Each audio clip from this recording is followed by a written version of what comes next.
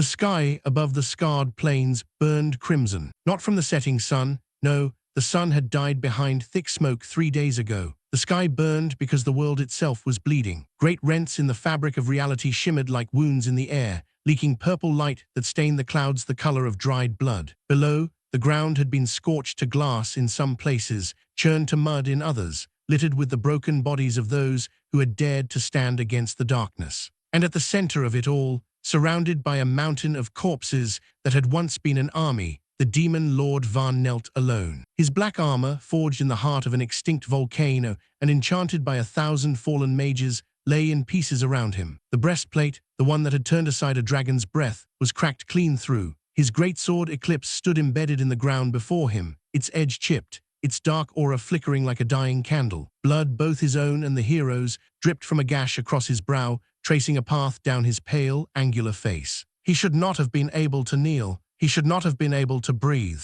And yet, here he was. 300 years. The thought surfaced through the haze of pain like a bubble rising through tar. 300 years of conquest. 300 years of watching empires crumble, of hearing the death screams of kings who had begged for mercy, of standing alone at the summit of a world that feared him. 300 years, and not once had anyone reached him. Not once had a blade touched his skin. Until today. The hero stood 50 feet away, leaning heavily on her own shattered weapon, her white robe stained crimson, her golden hair matted with sweat and blood. She was young, barely 25 summers by the look of her, a child, and yet she had done what armies could not. She had breached his defenses, she had carved through his lieutenants, she had driven her blade through his heart. Vahn looked down at the wound. The hole in his chest smoked faintly, black ichor seeping between the cracks in his remaining armor. He could see the broken ends of his ribs through the gore. His heart, the dark core that had pumped demonic energy through his veins for 3 centuries,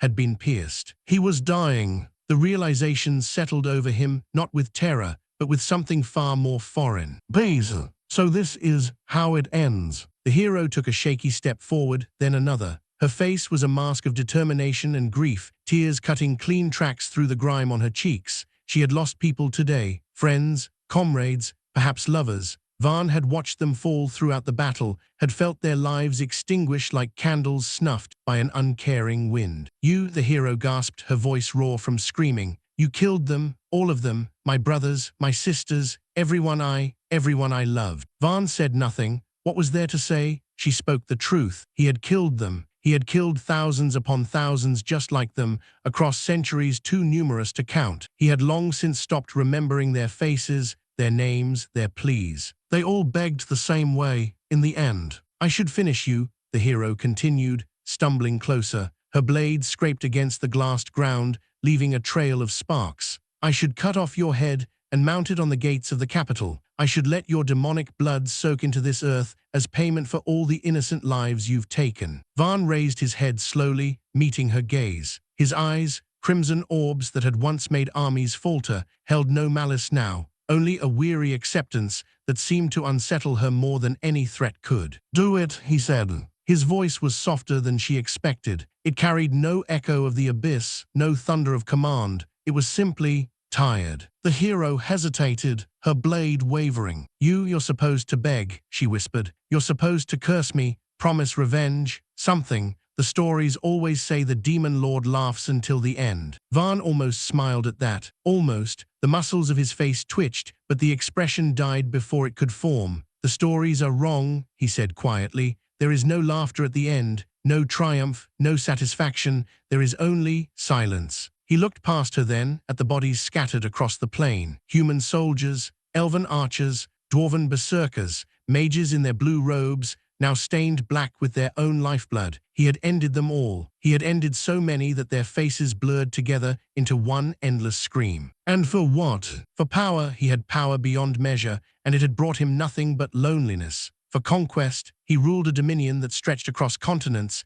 and he had not set foot in his own throne room in 50 years. For glory, his name was spoken only in whispers, only as a curse, only as a warning to children who misbehaved. He had lived 300 years, and in all that time, no one had ever looked at him with warmth. No hand had ever reached for his in friendship. No voice had ever spoken his name with love. He was the most powerful being in the world, and he was utterly completely alone. This is what I fought for, he realized. This emptiness, this silence, this moment, kneeling in my own blood, waiting for a child to finish what I started. The hero was crying openly now, her tears falling onto the scorched earth. I hate you, she sobbed. I hate you so much. You took everything from me, everything. I know. The words were simple, honest, and somehow that honesty broke something in her. Her grip on the sword tightened, then loosened, tightened again. She raised the blade, aiming for his neck, and stopped. Vahn watched her struggle, watched the war rage behind her eyes. She wanted to kill him, she needed to kill him. It was her purpose, her destiny, the entire reason she had trained since childhood. But something held her back. Perhaps it was the absence of defiance in his gaze. Perhaps it was the way he knelt there, not as a conquering tyrant, but as a man, a tired, broken man who had finally reached the end of a very long road. I won't beg, Vahn said softly, but I will ask one thing. The hero's jaw tightened. You have no right to ask for anything. Perhaps not, but I will ask anyway. He drew a ragged breath, feeling his core flicker like a candle in the wind. Let me choose my next life. She frowned, confused. What? Vahn's hand moved slowly, reaching beneath the remnants of his breastplate. The hero tensed, expecting a weapon, a final trick, some last desperate attack. But instead, his fingers closed around a small shard of black crystal, a fragment of his throne, the seat of shadows, which he had carried with him always. A forbidden spell. He had found it centuries ago, buried in the ruins of a civilization that had tried to destroy him. A spell that allowed the caster to shed their body like a snake sheds its skin, to cast their soul into the void and pray for rebirth. It was forbidden for a reason. There was no guarantee of where the soul would land, no guarantee of what form it would take, no guarantee of anything at all, except that the caster would cease to exist in this world. But to Vahn, that sounded like mercy. This is not an attack, he said, answering her unspoken fear. It is the opposite. It is surrender. He crushed the crystal. Purple light exploded from between his fingers, flooding the scarred plains with an illumination that rivaled the sun. The hero stumbled back, throwing up an arm to shield her eyes. The light swirled around Vahn, lifting him from his knees, suspending him in the air like a puppet on strings. His body began to dissolve. Not painfully, that was the strangest part. The sensation was more like sinking into warm water, like letting go of a weight he had carried for so long that he had forgotten it was there. Piece by piece, his form unraveled, armor crumbling to dust, flesh fading to light,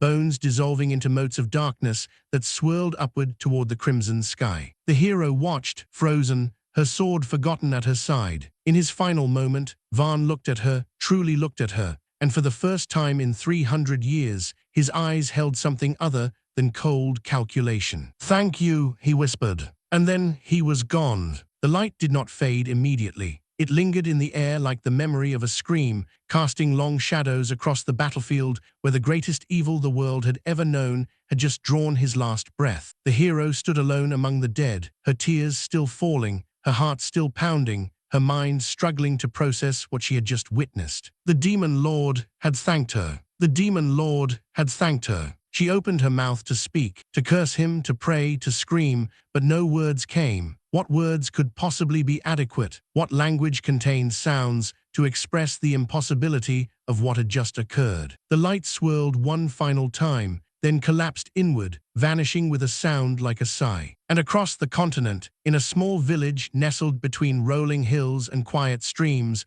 a woman screamed. The village of Oakhaven was not remarkable. It had no walls, no guards, no noble families or ancient bloodlines. It had a blacksmith who could shoe a horse and mend a plow, a baker whose bread was passable but not exceptional, and a priest who delivered sermons that put half the congregation to sleep before the first hymn was finished. It was, in every possible way, ordinary, which made the scream all the more startling. The woman's name was Eliza, and she was the wife of Thomas, a farmer who grew turnips that were never quite large enough to sell at market. She was young, barely 22, and this was her first child. The labor had been long, 16 hours of pain that had left her drenched in sweat and trembling with exhaustion. But when the midwife placed the baby in her arms, Eliza forgot the pain entirely. He was perfect, tiny fingers curled into fists, a shock of dark hair plastered to his scalp, eyes squeezed shut against the harsh light of the world. He cried, a thin, reedy wail that somehow managed to be the most beautiful sound Eliza had ever heard. A boy, the midwife said, smiling,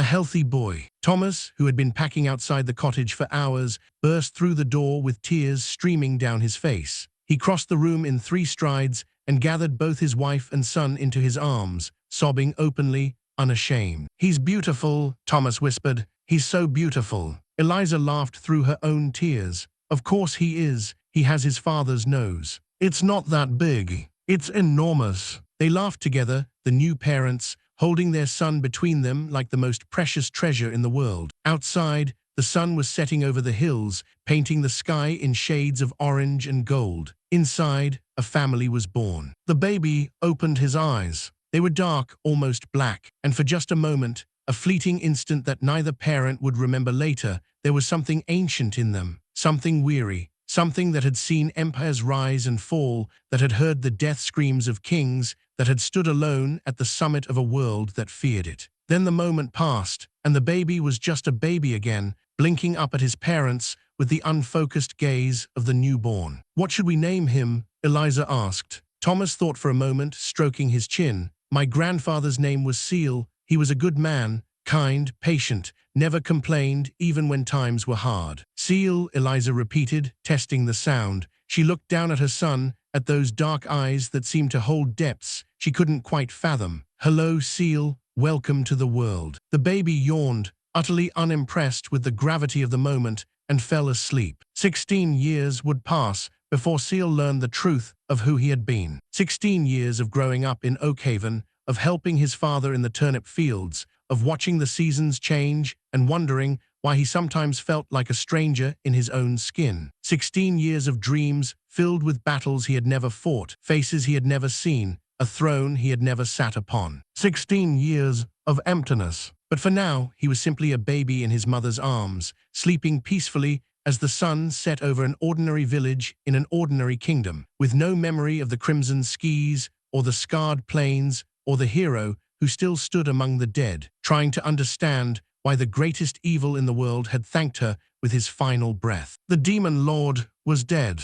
Long live Ciel. Chapter 2, A Servant's Humble Beginning. 16 years changed everything and nothing at all. The village of Oakhaven remained exactly as it had always been, a collection of modest cottages clustered around a dirt road that turned to mud every spring and dust every summer. The blacksmith still shoed horses and mended plows. The baker still produced bread that was passable but not exceptional. The priest still delivered sermons that put half the congregation to sleep. And Ciel still woke every morning with the strange, persistent feeling that he had forgotten something important. He stood now in the stable, a pitchfork in his calloused hands, forking hay into the stalls of the 3 horses his father had somehow acquired over the years. The work was honest, simple, and utterly mind-numbing. His muscles moved with the easy grace of long practice, but his mind wandered constantly, drifting through half-remembered dreams that dissolved like mist the moment he tried to grasp them. "Why do I feel like this?" The question had haunted him for as long as he could remember. Other children his age, the ones who hadn't been orphaned, the ones with parents who could explain the world to them, seemed content with their lot. They laughed at simple jokes. They found joy in simple games. They looked at the horizon and saw only the next hill, the next field, the next adventure within walking distance. Ciel looked at the horizon and felt hunger. Not for food, not for wealth, something deeper, something that made his chest ache when he stared too long at the mountains in the distance, or when he watched traveling merchants pack their wagons and head for cities he would never see. "You're doing it again." The voice came from the stable door, warm and familiar. Ciel turned to find his father leaning against the wooden frame, arms crossed, a knowing smile on his weathered face. "Doing what?" Ciel asked, though he already knew the answer. Staring off into nothing, daydreaming. Thomas pushed off from the door and walked closer, his boots leaving prints in the hay-strewn dirt. "Your mother says you get that from me. I tell her you get it from the fairies who stole you as a baby and left a changeling in your place." Ciel snorted. "There's no such thing as fairies." "Probably not." Thomas stopped beside him, looking at his son with eyes that had grown crow's feet over the years, laugh lines that spoke of a life lived simply and well. "But there's definitely something going on in that head of yours. Want to talk about it?" Ciel considered the question. He loved his father, loved him with a fierce, protective devotion that sometimes surprised him with its intensity. Thomas was a good man, kind, patient. He had never raised a hand to his son, never spoken a harsh word, never made Ciel feel like the burden he surely must have been. But how could he explain something he didn't understand himself? "It's nothing," Ciel said finally, turning back to his work. "Just tired." Thomas watched him for a long moment, then nodded slowly. "All right. Well, finish up here and come inside for supper. Your mother made stew, and you know how she gets when we let it go cold." "I'll be there." Thomas paused at the door, glancing back. For just a moment, his expression shifted, a flicker of concern, of worry, of the deep and abiding love that parents feel when they sense their child is hurting but don't know how to help. "You know you can tell me anything, right, son?" Ciel met his gaze. "I know." But he couldn't, because how could he tell his father that sometimes, in his dreams, he stood atop a mountain of skulls? How could he explain that the smell of blood, real blood, fresh from a wound, made his heart beat faster with something that felt disturbingly like recognition? How could he admit that he sometimes caught himself looking at the other villagers and calculating, almost instinctively, the fastest way to kill them? He didn't want to hurt anyone. He had never raised a hand in anger. The thoughts that surfaced in the dark corners of his mind weren't his thoughts, or at least he didn't want them to be. But they came anyway. Always. The day the mages came, Ciel was mucking out the horse stalls. He heard the commotion before he saw the cause, a rising tide of excited voices, children shrieking with delight, adults calling out questions. He set down his pitchfork and walked to the stable door, squinting against the afternoon sun. A carriage was rolling down the main road, but not just any carriage. This one was made of polished wood inlaid with silver, pulled by two horses so white they seemed to glow. Arcane symbols had been carved into the doors, faintly luminous, pulsing with a soft blue light that made the villagers gasp and point. Banners flew from the corners of the roof, bearing an emblem Ciel didn't recognize, a tower wrapped in lightning, set against a field of deep purple. The Eisenhart Magic Academy. Everyone in the kingdom knew the name. It was the most prestigious institution of magical learning in the world, the place where nobles sent their children to train alongside the most gifted commoners, the proving ground where future archmages were forged. Graduates of Eisenhart served as advisors to kings, leaders of the Mages Guild, defenders of the realm against the creatures that lurked in the dark places of the world. And now they were here, in Oakhaven, population 237, most of whom had never seen a real mage in their lives. Ciel watched as the carriage rolled to a stop in the village square, its arrival drawing every resident out of their homes like fish rising to breadcrumbs. The door opened, and a man stepped out, tall, dignified, wrapped in robes of deep blue that seemed to shift and ripple even when he stood still. He was old, his face lined with decades of study, his white beard trimmed short and neat. But his eyes were sharp, alive with an intelligence that missed nothing. Behind him came two younger mages, their robes the same blue, but simpler in cut, their expressions carefully neutral as they surveyed the crowd of awestruck villagers. "People of Oakhaven," the old mage announced, his voice carrying effortlessly despite its moderate volume. "I am Magister Aldrich of the Eisenhart Magic Academy. I come today on a sacred mission to test the children of your village for magical talent." A ripple of excitement passed through the crowd. Parents clutched their children tighter, eyes shining with sudden hope. A place at Eisenhart meant wealth, status, a future beyond the turnip fields and muddy roads. It meant escaping the cycle of poverty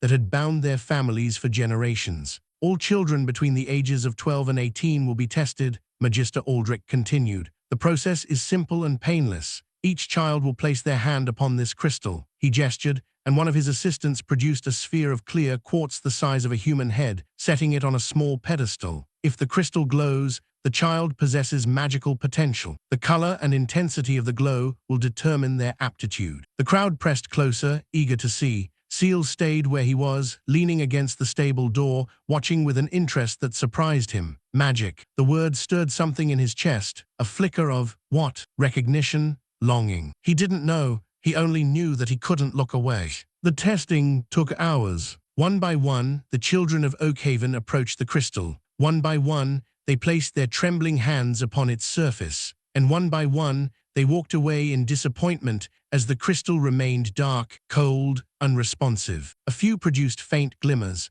a weak blue glow from the blacksmith's daughter, a pulse of green from the baker's son, and Magister Aldrich nodded gravely, making notes on a scroll his assistant held. These children, he explained, would be offered provisional admission to the Academy's preparatory program. They would learn the basics of magical theory, the foundations of spellcraft, and if they proved worthy, they might eventually become full students. Their parents wept with joy, but most walked away with nothing. Ciel watched it all from the edge of the crowd, his arms crossed, his expression unreadable. He didn't know why he had come so close. He hadn't intended to be tested. He was 16, yes, but he was also an orphan, a stable hand, the son of a turnip farmer. People like him didn't become mages. People like him stayed in Oakhaven and worked the land until they died, and their children did the same, generation after generation, an endless cycle of ordinary lives. And yet he couldn't walk away. "You there?" The voice cut through his thoughts. Ciel looked up to find Magister Aldrich staring directly at him,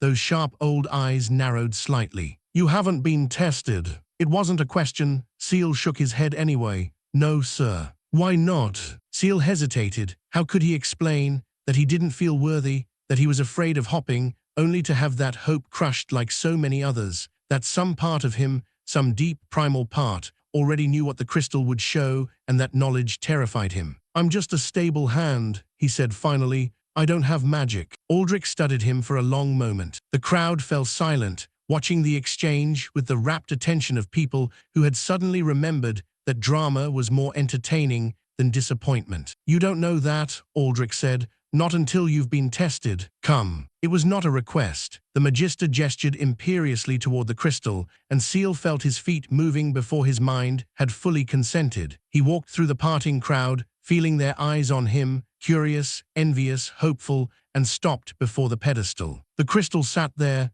inert and innocent, reflecting the afternoon sun. "Place your hand upon it," Aldrich instructed. Ciel raised his hand and hesitated. What if it lights up? The thought was sudden, sharp, almost panicked. What if I really do have magic? What happens then? Do I leave? Do I go to the academy? Do I abandon my parents, the only family I've ever known, to chase some dream I don't even understand? What if it doesn't light up? The follow-up thought was worse. What if I'm nothing? What if I'm exactly what I've always feared? Ordinary, worthless, just another turnip farmer's son who will live and die in this village without ever knowing why he feels so empty. Either outcome terrified him, but he couldn't stand here forever with his hand suspended in the air. He could feel the crowd's impatience growing, hear the whispered speculation, see Magister Aldrich's eyebrow rising in inquiry. Ciel closed his eyes and touched the crystal. Nothing happened. For one long, agonizing second, the crystal remained exactly as it had been,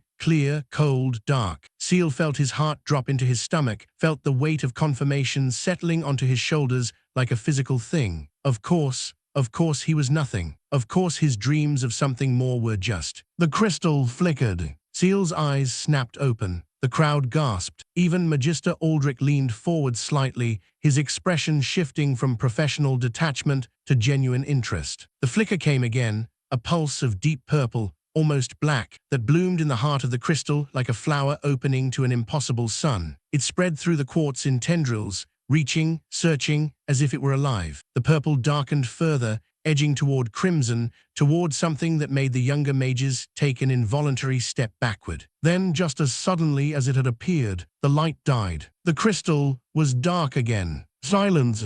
Ciel stared at his hand, still resting on the crystal's surface. He could feel something, a resonance, faint but undeniable, humming in his bones like the memory of a song he had heard long ago. The crystal had responded to him, he was sure of it. But the response had been wrong. Magister Aldrich cleared his throat. His face had gone pale beneath its weathered tan, and his eyes, those sharp, intelligent eyes, held something Ciel couldn't quite identify. Fear, suspicion, wonder. "Step back," Aldrich said quietly. Ciel obeyed, pulling his hand away. The crystal remained dark, inert, as if nothing had happened. Aldrich approached slowly, circling the pedestal, studying the crystal from every angle. He muttered something under his breath, a spell, perhaps, or a prayer, and touched the quartz with his own hand. It remained stubbornly unresponsive. "Well," one of the villagers called out, "does the boy have magic or not?" Aldrich straightened, his expression carefully neutral. When he turned to face the crowd, his professional mask was firmly in place. "The boy's mana core is atrophied," he announced, "severely underdeveloped. It appears he was born with the potential for magic, but that potential was never realized. Without proper nurturing in childhood, the core shriveled. It is now effectively dormant." Murmurs rippled through the crowd. Some sounded sympathetic. Others, the parents of children who had produced at least some glow, sounded almost relieved. "What does that mean?" Ciel asked. His voice was steady, but inside something was crumbling. In simple terms, Aldrich met his gaze. For a moment, something like pity flickered in those ancient eyes. "It means you are what we call a blank," he said. "A person born with magical potential that never developed. Your core is present, but it is non-functional. You will never cast a spell. You will never manipulate mana. You will never be a mage." The words hit Ciel like physical blows. He felt them land, blank, non-functional, never, and waited for the pain to follow. It didn't. Instead, there was only that familiar emptiness, that ancient weariness that had haunted him since birth, settling over him like a familiar blanket. "Of course," a voice whispered in the back of his mind. "Of course this is who you are. Did you really think you could be anything else?" He turned away from the crystal, away from Magister Aldrich, away from the crowd of villagers who were already losing interest, already turning back to their own lives, their own hopes, their own children who might still have a chance. He walked back to the stable. Behind him, the testing continued. That night, Ciel sat on the roof of the stable, watching the stars. His mother had cried when he told her. His father had patted his shoulder awkwardly, mumbling something about how magic was overrated anyway, how honest work built character, how the boy should be grateful for what he had instead of pinning after what he couldn't have. They meant well. They always meant well. But they didn't understand. How could they? They had never felt the hunger. They had never dreamed of battles they hadn't fought, of thrones they hadn't sat upon, of power so vast that the world itself trembled at their approach. They were ordinary people living ordinary lives, and they loved him the best way they knew how. It wasn't their fault that the best way felt like a cage. A shooting star traced a path across the sky, brilliant and brief. Ciel watched it until it faded, then looked back at the constellations, patterns his father had taught him years ago, names that meant nothing but sounded pretty. The hunter, the serpent, the throne. His eyes lingered on the last one. The throne, 7 stars arranged in a rough semicircle, with one brighter star floating above them like a crown. According to legend, it represented the seat of the first king, the ruler who had united the warring tribes and founded the kingdom. Ciel looked at it and felt nothing, just emptiness, just the familiar ache of a hunger he couldn't name. He lay back on the roof, staring up at the infinite dark, and wondered if this was all there was. If the rest of his life would be spent in this village, doing this work, feeling this emptiness. If the dreams would eventually stop, the hunger would eventually fade, and he would eventually become as ordinary as everyone else. He hoped they would. He feared they wouldn't. 3 days later, a messenger arrived from Eisenhart. Not for Ciel, the letter was addressed to his father, written on fine parchment, sealed with wax, stamped with the Academy's emblem. Thomas had stared at it for a full minute before breaking the seal, his hands trembling slightly. "What does it say?" Eliza asked, hovering at his shoulder. Thomas read slowly, his lips moving as he sounded out the formal language. When he finished, he looked up at his son with an expression Ciel couldn't read. "It's about a job," Thomas said, "at the Academy." Ciel blinked. "What kind of job?"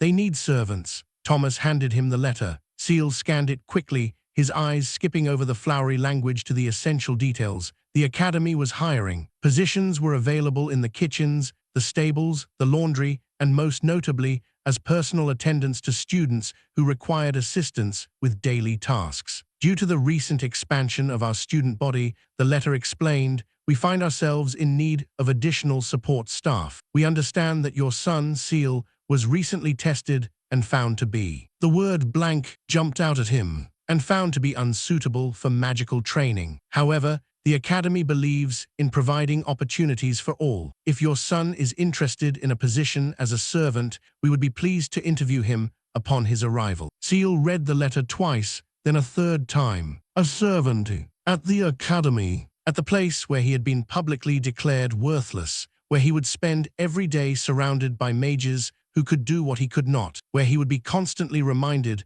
of everything he would never have. It sounded like torture. It sounded like an opportunity. "Son," Thomas's voice was hesitant, "you don't have to go. We can tear this up, pretend it never arrived. You have a life here, a good life, your mother and I." "I'll go." The words came out before Ciel had fully decided. He heard them echo in the small cottage and realized, with some surprise, that he meant them. Thomas frowned. "Are you sure? It won't be easy. You'll be working for people who think they're better than you. You'll be." "I know." Ciel folded the letter carefully, tucking it into his pocket. "But I need to see it. I need to understand." "Understand what?" Ciel thought about the question, about the dreams, the hunger, the strange resonance he had felt when the crystal flickered, about the voice that whispered in the dark corners of his mind, telling him he was meant for more than turnip fields and muddy roads. "Everything," he said finally, and that, at least, was honest. The morning of his departure dawned cold and grey,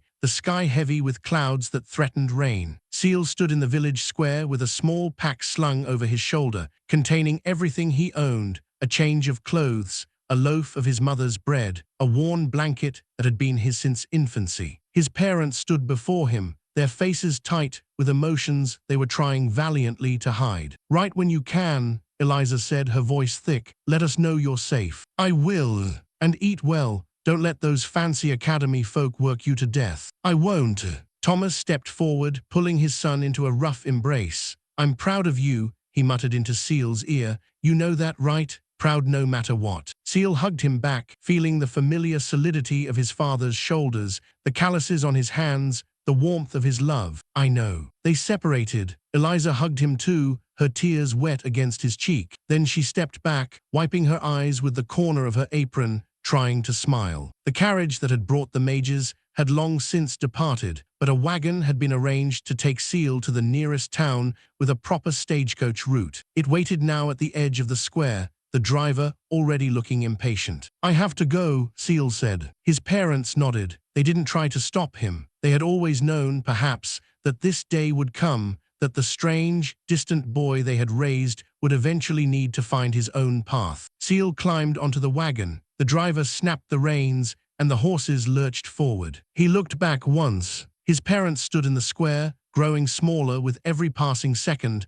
their figures blurring into the grey morning light. They waved. He waved back. And then the wagon crested a hill, and Oakhaven disappeared from view. Ciel turned to face the road ahead. Somewhere in the distance, Eisenhart waited. Chapter 3: The Failure's New Master. The Eisenhart Magic Academy rose from the mountainside like a challenge to the kings themselves. Ciel had seen drawings of castles in storybooks, towering spires, gleaming walls, banners snapping in the wind. He had imagined, during the long journey, what a place of such power and prestige might look like. But imagination, he now realized, was a poor substitute for reality. The academy was massive, not just large, massive in a way that made his brain struggle to process the scale. The central tower alone would have dwarfed every building in Oakhaven combined, its peak disappearing into the clouds that clung to the mountain. Wings spread outward from it like the arms of a stone giant, each one lined with windows that caught the afternoon light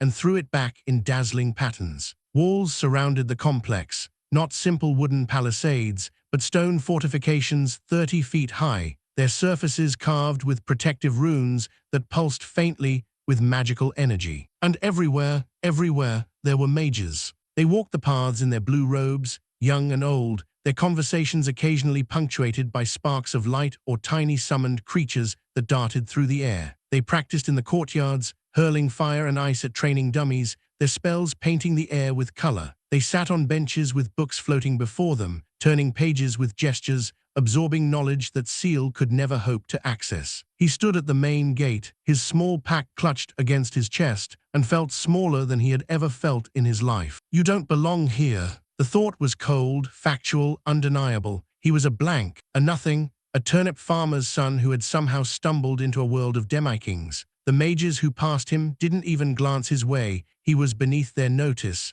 a piece of scenery less interesting than the stones beneath their feet. A guard approached, a broad-shouldered man in leather armor with a bored expression. "You the new servant from Oakhaven?" Ciel nodded. "Follow me. The steward doesn't like to be kept waiting." The servant quarters were exactly what Ciel had expected, and nothing at all like home. A long dormitory lined with narrow beds, each one identical, each one claimed by a person whose name he didn't know. A common room with rough wooden tables and benches where servants ate their meals in weary silence. a washroom with cold water and hard soap, shared by dozens who came and went on shifting schedules. It was efficient, functional, utterly devoid of warmth. Ciel claimed an empty bed near the window, stowing his pack beneath it. The mattress was thin, the pillow lumpy, the blanket scratchy. He sat on the edge and looked out at the grounds, at the mages walking their privileged paths, at the towers reaching toward heaven, at the world he could see but never touch. This is your life now. He tried to feel something about that. Resentment, perhaps. Despair. Even anger would have been better than the numb acceptance that settled over him like fog. But the emptiness remained. The hunger, the longing, the dreams of power and conquest, they were still there, buried deep, but they didn't scream anymore. They just waited. A bell rang somewhere in the distance. New maid. Ciel turned to find a young man his own age standing in the doorway, grinning with the easy confidence of someone who had been here long enough to feel superior. He was thin, sharp-featured, with quick eyes that missed nothing. "That's the dinner bell," the young man said. "You'll want to eat now, because the kitchen closes in an hour and the steward docks pay if you're late for evening duties." He stuck out a hand. "Ren, head stable boy," which sounds impressive until you realize it just means I'm the one who cleans up the most horse shit. Ciel shook the offered hand. "Ciel. I know, Oakehaven, right? Blank test, crystal flickered weird, decided to come be a servant instead of rotting in a turnip field." Ren's grin widened. "News travels fast in the servant quarters. We've got nothing better to do than gossip about the magical elite and the poor bastards who clean up after them." "I'm not sure I like being called a poor bastard." "Get used to it." Ren clapped him on the shoulder. "Come on, food first, existential despair later. That's the servant motto." The servant's mess was a large, low-ceilinged room in the basement of the East Wing, filled with the smell of overcooked vegetables and the sound of weary conversation. Ciel collected a tray of food, grey meat, grey potatoes, grey something that might have been peas, and found a seat at one of the long tables. Ren sat across from him, attacking his own food with the enthusiasm of someone who had learned to eat quickly or not at all. "So," Ren said between bites, "you know the basics? Morning duties start at dawn. Evening duties end when the last student goes to bed. You get 1 meal break and 2 rest breaks, but the rest breaks are theoretical. If a mage needs something, you drop everything and go." Ciel poked at his potatoes. "What exactly will I be doing?" "That's the fun part, you don't know yet." Ren grinned at his confusion. "The steward assigns everyone based on need. Could be kitchens, could be laundry, could be grounds maintenance. Me, I got stables because I grew up around horses. You," he shrugged, "could be anything." "I was a stable hand too." "Then you'll probably end up with me, but don't get your hopes up. The academy horses are magical beasts, not gentle plow horses. They'll bite your face off if you look at them wrong." Ciel filed that information away. "What about the personal attendants?" The letter mentioned students needing assistance. Ren's expression shifted, a flicker of something that might have been pity. "Ah, you mean the butlers. What about them?" "The worst assignment." Ren lowered his voice, glancing around to ensure no one was listening. "You get attached to a specific student, wake them up, dress them, bring their meals, clean their rooms, fetch their books, basically be their personal slave for as long as you're here. And the students," he shook his head, "some of them are all right. Most of them are nobles' children who have never wiped their own asses. They treat servants like furniture. Worse than furniture, because furniture doesn't talk back." Ciel considered this. Why would anyone take that assignment? Because the alternative is scrubbing toilets for the rest of your life. Ren's grin returned, though it was thinner now. Butlers get better food, better quarters, and if they're lucky, connections. A student might remember you after they graduate, might throw you a job or a recommendation. It's a gamble, most lose. They ate in silence for a while. Ciel's food was as bland as it looked, but it was hot and plentiful, and he had learned long ago not to waste meals. "So," Ren said eventually, "what's your story, really?" Ciel looked up. "I told you, Oakehaven, failed the test, came here." "Yeah, I got that, but there's something else." Ren's eyes were sharp, assessing. "The way you move, the way you watch everything. You're not stupid, I can tell. Most village kids who end up here are overwhelmed for weeks. You've been here 3 hours, and you've already mapped every exit from this room." Ciel hadn't realized he'd been doing that, but now that Ren mentioned it, yes, he knew exactly where the doors were, which windows might open, which shadows offered concealment. The knowledge had come automatically, without conscious thought. "Old habits," whispered that voice in the back of his mind. "Habits from a life you don't remember." I pay attention, Ciel said carefully. It's a habit. Ren studied him for a long moment, then shrugged. Fair enough, we all have our secrets. He stood, gathering his tray. Come on, steward's office. Might as well get your assignment now instead of waiting until morning. The steward was a thin woman named Marta, with iron-gray hair and eyes that had seen everything twice. She sat behind a massive desk covered in papers, her quill moving constantly as she reviewed lists and schedules and requests. Name, she said without looking up. Ciel from Oakhaven. Marta's quill paused. She raised her head, studying him with those ancient eyes. For a moment, just a moment, Ciel saw something flicker in her expression. Recognition, suspicion. It vanished before he could identify it. The blank, she said, flat, factual. Yes, you caused quite a stir during testing. Magister Aldrich spoke of you. Ciel said nothing. What was there to say? Marta returned to her papers, flipping through several pages before stopping at one. Your file is unusual. Normally, we assign new servants based on existing skills, but there's a note here. She tapped the paper, handwritten by Magister Aldrich himself. It says, assign this boy to a student who needs him. Ciel frowned. What does that mean? It means someone at the top is taking an interest in your placement. Marta's eyes narrowed slightly. That's not necessarily a good thing. When mages notice servants, servants tend to have short, unpleasant careers. Ren, standing behind Ciel, made a small sound of sympathy. Marta continued scanning her papers. Let's see, we have several students requesting personal attendants. Lady Vivienne needs someone with laundry experience. Her robes are enchanted and require special care. Lord Ciel wants a sparring partner for early morning training. That position has a high turnover rate, if you take my meaning. She glanced at Ciel's lean frame. You'd last about 3 minutes. I'll keep that in mind. Then there's... Marta paused, her expression shifting. This one. She pulled a separate sheet from the pile, studying it with an expression Ciel couldn't read. Pity, disgust, something in between. Leo Valerius, she read aloud, second son of House Valerius, enrolled 3 years ago, magical aptitude, minimal, academic performance, consistently below average, physical conditioning, poor social standing. She set down the paper. Let's just say the boy has no friends. Ren snorted. Leo the loser, everyone knows him. Language, Marta said without heat, but yes, that's the one. Ciel waited. He had a feeling he knew where this was going. He's had 5 personal attendants in 2 years, Marta continued. They quit, all of them. The work isn't hard, the boy is actually quite polite, which is rare among nobles, but the social consequences, she shook her head. Servants attached to Leo become targets. The other students take out their contempt for him on whoever happens to be nearby. His last attendant lasted 3 weeks before requesting transfer to the kitchens. Why does he need an attendant at all? Ciel asked. Marta's eyebrow rose slightly. Because his father pays for one. House Valerius is wealthy,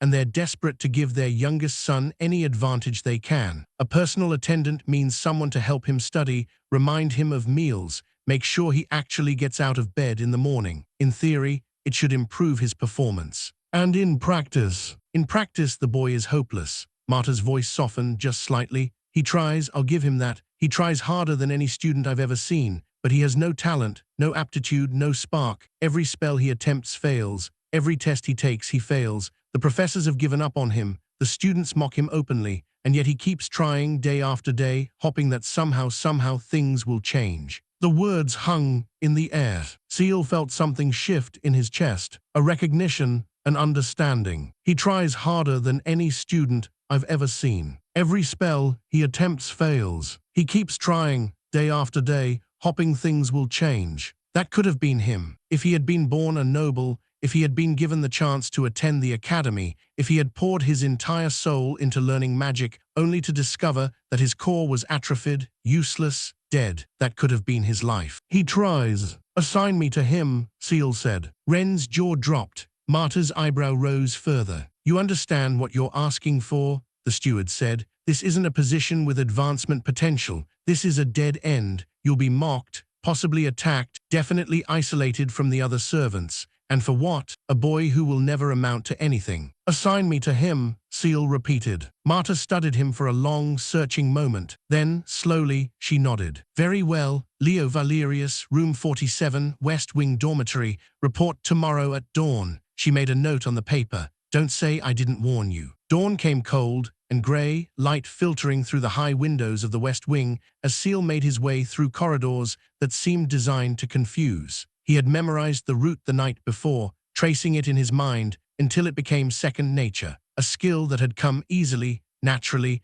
as if he had navigated 1,000 labyrinthine fortresses before. Room 47 was at the end of a long hallway, its door slightly ajar. Ciel knocked once, then pushed it open. The room was a disaster. Clothes lay everywhere, on the floor, draped over chairs, hanging from the bedposts. Books were stacked in precarious towers, some open, some closed, some with pages torn and scattered. Empty plates sat on every available surface, their contents long since congealed into unidentifiable lumps. The curtains were drawn, blocking most of the light, and the air smelled of unwashed linen and despair. And in the center of it all, sitting on the edge of a bed that looked like it hadn't been made in weeks, was Leo Valerius. He was smaller than Ciel had expected, shorter, thinner, with the kind of fragile build that suggested he'd been sickly as a child and never quite grown out of it. His hair was a mess of dark brown, falling into eyes that were the color of tired amber. His robes, the same blue as every other student's, were wrinkled and stained,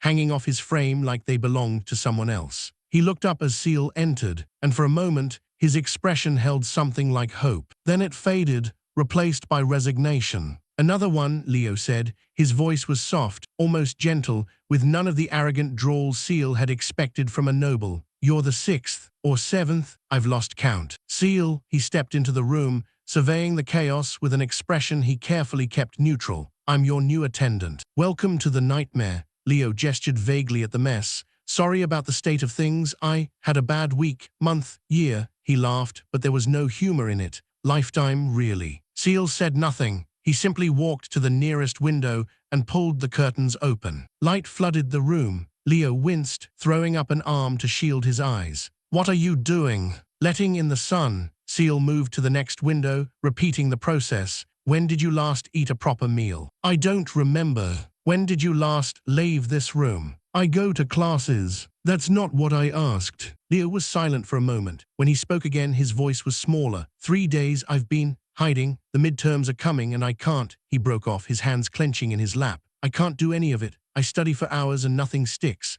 I practice spells until my hands cramp and nothing happens. The professors look at me like I'm a joke. The students look at me like I'm not worth the effort of mocking." He looked up, and Ciel saw something raw in those tired amber eyes. "Why are you here, really? Did my father pay you extra? Did the steward threaten you? What's the angle?" Ciel considered the question. He could lie, give the boy some platitude about duty, about service, about the honor of working for a noble house. It would be easy, expected. But something about this broken boy, this failure who kept trying despite everything, made him want to tell the truth. "I'm a blank," Ciel said. Leo blinked. "What?" "Atrophied mana core. I can't use magic. I'll never use magic. When the academy tested my village, I was the only one who got nothing. Well, almost nothing. The crystal flickered for a second, then died. They called me worthless and sent me on my way." Leo's expression shifted. The resignation faded, replaced by something that looked almost like kinship. "You understand," he whispered. "I understand being told you'll never amount to anything." Ciel met his gaze.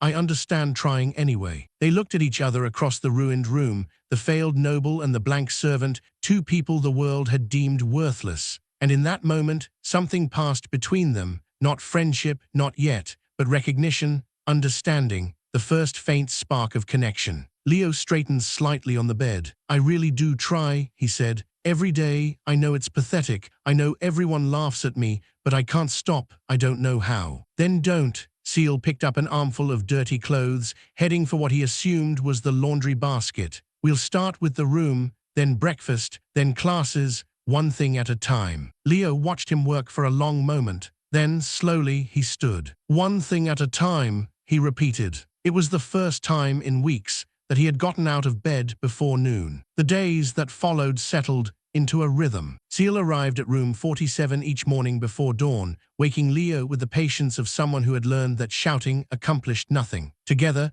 they tackled the mess, cleaning, organizing, slowly transforming the disaster into something approaching habitable. Ciel learned which books Leo actually needed and which were just props, placed around the room to make it look like he was studying. He learned that Leo ate almost nothing when left alone, but would finish a meal if someone sat with him. He learned that the boy's hands trembled constantly, a nervous tic that grew worse before exams. And he learned that Leo Valerius, the weakest student in the academy, the laughingstock of the noble houses, had a heart so soft it was almost painful to witness. "You should have seen him," Leo said one evening after a particularly brutal day of mockery. They sat on the floor of his room, now clean enough to walk through without tripping, sharing a simple dinner Ciel had brought from the kitchens. "Lord Castellan's son. He cast a fireball the size of my head. Perfect form, perfect control." The professor actually applauded. "And you?" Leo's mouth twisted. "I tried to light a candle. The candle went out.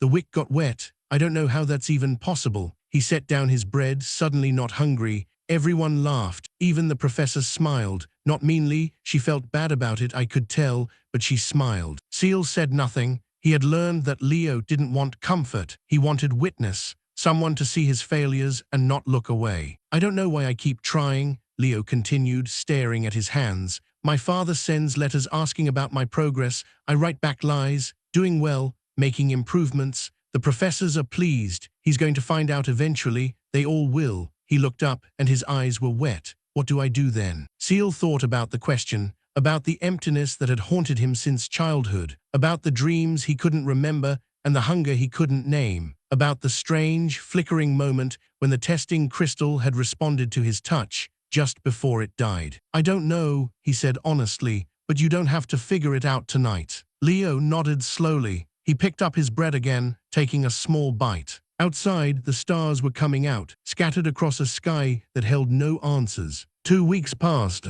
Ciel learned the rhythms of the academy, the class schedules, the meal times, the hidden corners where servants could rest without being seen. He learned which professors were kind and which were cruel, which students were dangerous and which were merely annoying. He learned that Ren had been right about the social consequences. Other servants avoided him now, not wanting to be associated with Leo the loser's attendant. Students sneered when he passed. A few had thrown things, pebbles mostly, nothing serious. He didn't care, because in the quiet moments, when the day's work was done and Leo had finally fallen asleep, Ciel found himself thinking about the boy, about his stubborn determination, about his kindness, which somehow survived despite everything, about the way he smiled, rarely, but genuinely, when something went right. It wasn't friendship, not yet, but it was something. And then, on the 15th day, everything changed. Ciel was cleaning, a task that had become routine, almost meditative, when his hand brushed against something beneath Leo's bed. He reached down,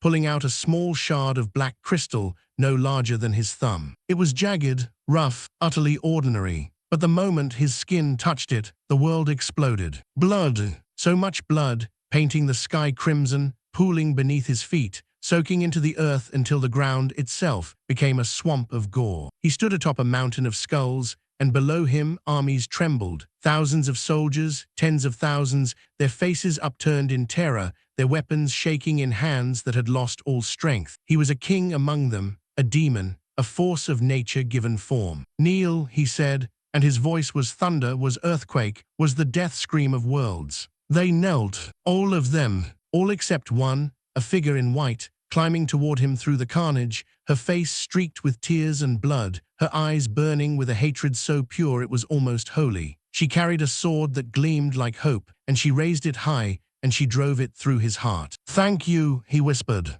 And then, Ciel gasped, stumbling backward. The crystal fell from his hand, clattering against the floor. He was in Leo's room. Sunlight streamed through the windows, birds sang somewhere outside. Everything was normal. But nothing would ever be normal again. Because he remembered. He remembered the battles, the conquests, the throne of skulls and the armies that knelt before him, the loneliness that had stretched across centuries, vast and empty as the void between stars, the hero's face, young and fierce and broken, as she drove her blade through his heart. And the spell, the forbidden spell that had cast his soul into the void, praying for rebirth, for peace, for something other than the endless, aching solitude of power. He looked down at the crystal. It lay on the floor, dark and inert, but he knew now what it was. A fragment of his throne, a piece of his past, a key that had unlocked everything. The Demon Lord Vahn was dead. But Ciel remembered, and the world would never be the same. Chapter 4. An echo of ancient power. The crystal lay on the floor where it had fallen, dark and innocent,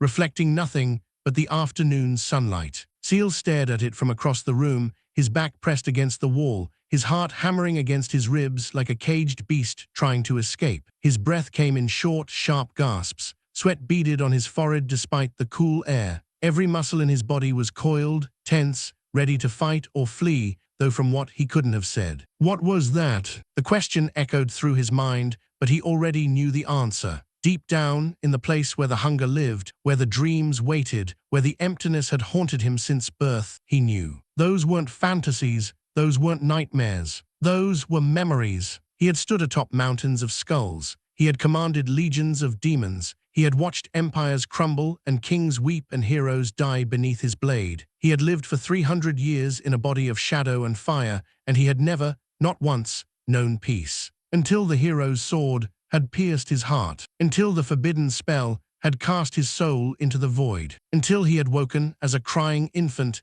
in a turnip farmer's cottage, with no memory of who he had been. The Demon Lord. The words surfaced from the depths, heavy with meaning, heavy with truth. He was the Demon Lord, not **A** Demon Lord, the Dark Sovereign, the Scourge of Nations, the being whose name parents whispered to frighten disobedient children, whose legacy haunted history books, whose very existence had shaped the world for 3 centuries. He was the greatest evil the world had ever known, and he was a 16-year-old stable hand with an atrophied mana core, hiding in a student's bedroom, terrified of a rock. A laugh bubbled up from somewhere deep in his chest, hysterical, broken, completely inappropriate. He clamped a hand over his mouth, stifling it before it could escape. If anyone heard him like this, if anyone saw him pressed against the wall, with tears streaming down his face and madness dancing in his eyes. Breathe!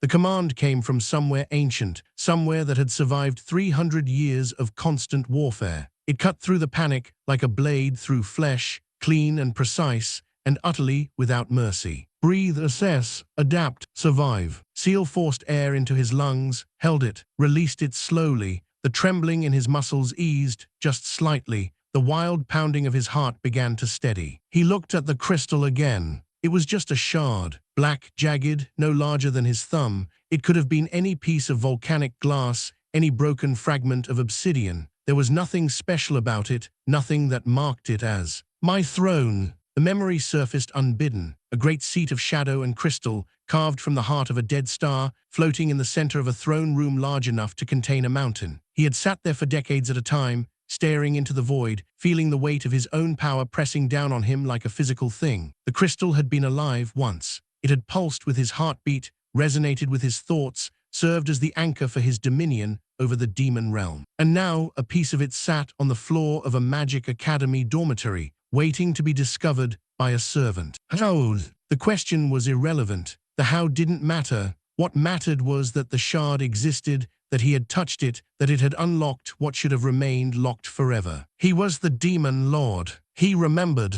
And the world, this peaceful, ordinary world, where he had spent 16 years as a nobody, had no idea what was walking among them. Ciel didn't move for a long time. He stood against the wall, breathing slowly, deliberately, forcing his mind to process what had just happened. The memories were still there, lurking just beneath the surface, not overwhelming him now, but present, waiting. He could feel them like a second layer of consciousness, ancient knowledge pressing against the boundaries of his 16-year-old mind. "You're handling this well," observed a voice that wasn't quite his own. It was cooler, older, touched by centuries of experience. Most beings would have shattered under the weight of so much returning memory. "Shut up," Ciel whispered. The voice, his own voice, he realized, just from a different time, fell silent, but he could feel it watching, waiting, ready to offer counsel when needed. "Great, I'm haunted by my past self." He pushed off from the wall, forcing his legs to carry him forward. Step by step, he approached the crystal. It lay exactly where it had fallen,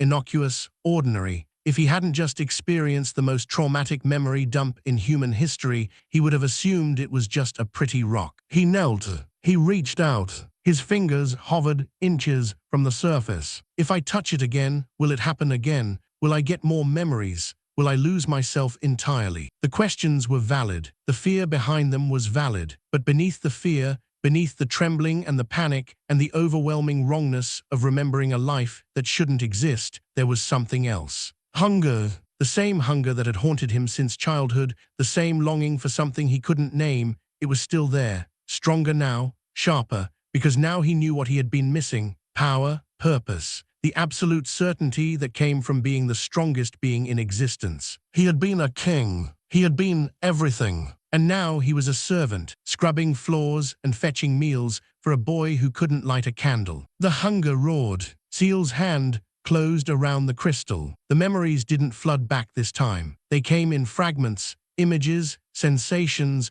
moments of clarity that surfaced and faded like bubbles in boiling water. A battlefield at night, lit by burning siege towers. He stood in the center of the carnage, his sword buried in the chest of a knight in golden armor. The knight's eyes met his, and there was no fear there, only defiance. Only the stubborn refusal to break, even as death claimed him. "You fight well," the knight gasped. "For a monster." Vahn no. Ciel pulled his sword free. The knight fell, he walked on. A throne room, empty but for himself, and a single figure kneeling before him. A demon lord, one of his vassals, here to report on the conquest of some insignificant human kingdom. The vassal's voice droned on, detailing casualties and resources and strategic advantages. Vahn listened with half his mind, the other half lost in contemplation of the void beyond the windows. "My lord, is something wrong?" Vahn looked at the vassal, a powerful demon, ancient and deadly, and felt nothing. No connection, no kinship, no warmth. "Leave," he said. The vassal fled.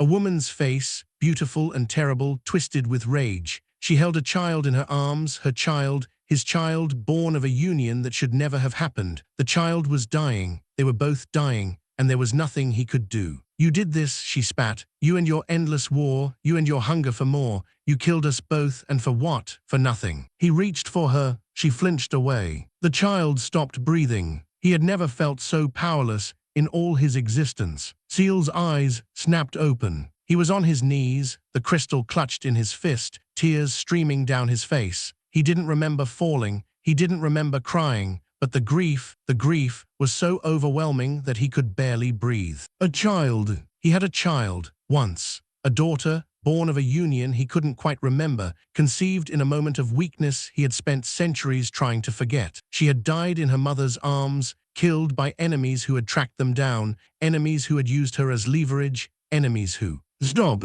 The command came from that ancient place again, cutting through the grief with cold precision. The past is the past. The dead are dead. You cannot change what happened. You can only decide what to do next. Ciel sucked in a ragged breath, wiped his eyes with the back of his hand, looked down at the crystal, still clutched in his fist. He should destroy it, throw it away, pretend this never happened. But he knew, with a certainty that went deeper than thought, that he couldn't. The crystal was part of him. Destroying it would be like destroying a piece of his own soul. "Then keep it," the ancient voice advised. "Learn from it, use it, but do not let it control you." "Easier said than done," Ciel muttered. He tucked the crystal into his pocket, where it rested against his thigh like a second heartbeat. The door opened. Ciel spun, his body moving before his mind had fully registered the threat. He dropped into a low crouch, weight balanced on the balls of his feet, hands rising in a defensive posture that he hadn't known he knew. And froze. Leo stood in the doorway, his eyes wide, his mouth hanging open. He was holding a stack of books that promptly slipped from his grasp and crashed to the floor. "What?" Leo started. "What are you doing?" Ciel straightened slowly, forcing his muscles to relax, forcing his expression to smooth into something approaching normal. "Nothing, I was just cleaning under the bed, found something sharp, stood up quickly." It was a terrible lie, obvious, transparent. Leo would never believe. "You found something sharp." Leo's brow furrowed with concern, not suspicion. "Did you cut yourself? Are you bleeding? I have bandages somewhere. My mother always made me pack bandages. I think they're in the..." "Leo." The boy stopped mid-sentence, blinking. "I'm fine." Ciel forced a small smile. "I didn't cut myself, I just got startled, that's all." Leo studied him for a long moment, those tired amber eyes searching. Ciel held perfectly still, letting himself be examined, knowing that any further attempt to explain would only make things worse. Finally Leo nodded. Okay, if you're sure. He bent to gather his fallen books, and Ciel moved to help him, grateful for the distraction. They worked in silence for a moment, stacking the books by subject, a system Ciel had implemented weeks ago to Leo's eternal gratitude. When they finished, Leo sat on the edge of his bed, looking up at Ciel with an expression that was hard to read. You know, Leo said quietly, you're the first person who's ever stayed. Ciel paused. What do you mean? The other attendants, they all quit within weeks. Some didn't even last that long. Leo's hands twisted in his lap, a nervous habit Ciel had come to recognize. I don't blame them. I'm a lot. The mocking, the failures, the constant disappointment. It's hard to be around someone like me. You're not. I know what I am. Leo's voice was soft but firm. I'm the weakest student in the academy. I'm the failure of House Valerius. I'm the joke that everyone tells when they need a laugh. He looked up, meeting Ciel's eyes. But you don't treat me like a joke. You don't look at me with pity or contempt. You just stay, you clean my room and bring me food and make sure I get out of bed in the morning, and I don't understand why. Ciel opened his mouth to answer, to give some platitude about duty, about service, about the simple decency of one human being helping another. But the words wouldn't come, because the truth was more complicated. The truth was that he saw himself in Leo, the failure, the outcast, the one who kept trying despite everything. The truth was that something in him, something ancient and weary, recognized the boy's struggle and wanted to help. The truth was that he was the Demon Lord, and he had spent 300 years taking lives, taking lands, taking everything that could be taken. And now, for the first time, he wanted to give something back. Because you try, Ciel said finally, you try harder than anyone I've ever seen, and that matters. Leo stared at him for a long moment. Then, slowly, his eyes welled with tears. He didn't cry, not openly, but his hands tightened in his lap, and his jaw clenched, and his breath came in short, controlled gasps as he fought to maintain composure. Thank you, he whispered. Ciel nodded. Dinner's in an hour. I'll bring something from the kitchens. He left before Leo could say anything else, before the weight of the moment could crush them both. That night, lying in his narrow bed in the servant quarters, Ciel pulled out the crystal again. It was dark in the dormitory. The other servants were asleep, their breathing a soft chorus of sighs and snores. Moonlight filtered through the high windows, painting silver stripes across the floor. Ciel held the shard up to the light. It was beautiful in a terrible way. The darkness within it wasn't empty, it was deep, deeper than anything should be, containing multitudes. He could feel it pulsing faintly against his skin, resonating with something in his core, his atrophied, useless, dead core. Not dead, the ancient voice corrected, dormant, asleep, but not dead. What do you mean? Ciel whispered. The answer came not in words, but in understanding. The crystal was a key. It had unlocked his memories, but it could unlock more. It could teach him things he had forgotten, things he had learned across 3 centuries of conquest and rule, the nature of mana, the flow of power, the secrets of spellcraft that no human mage had ever discovered. His core was atrophied. He would never cast spells.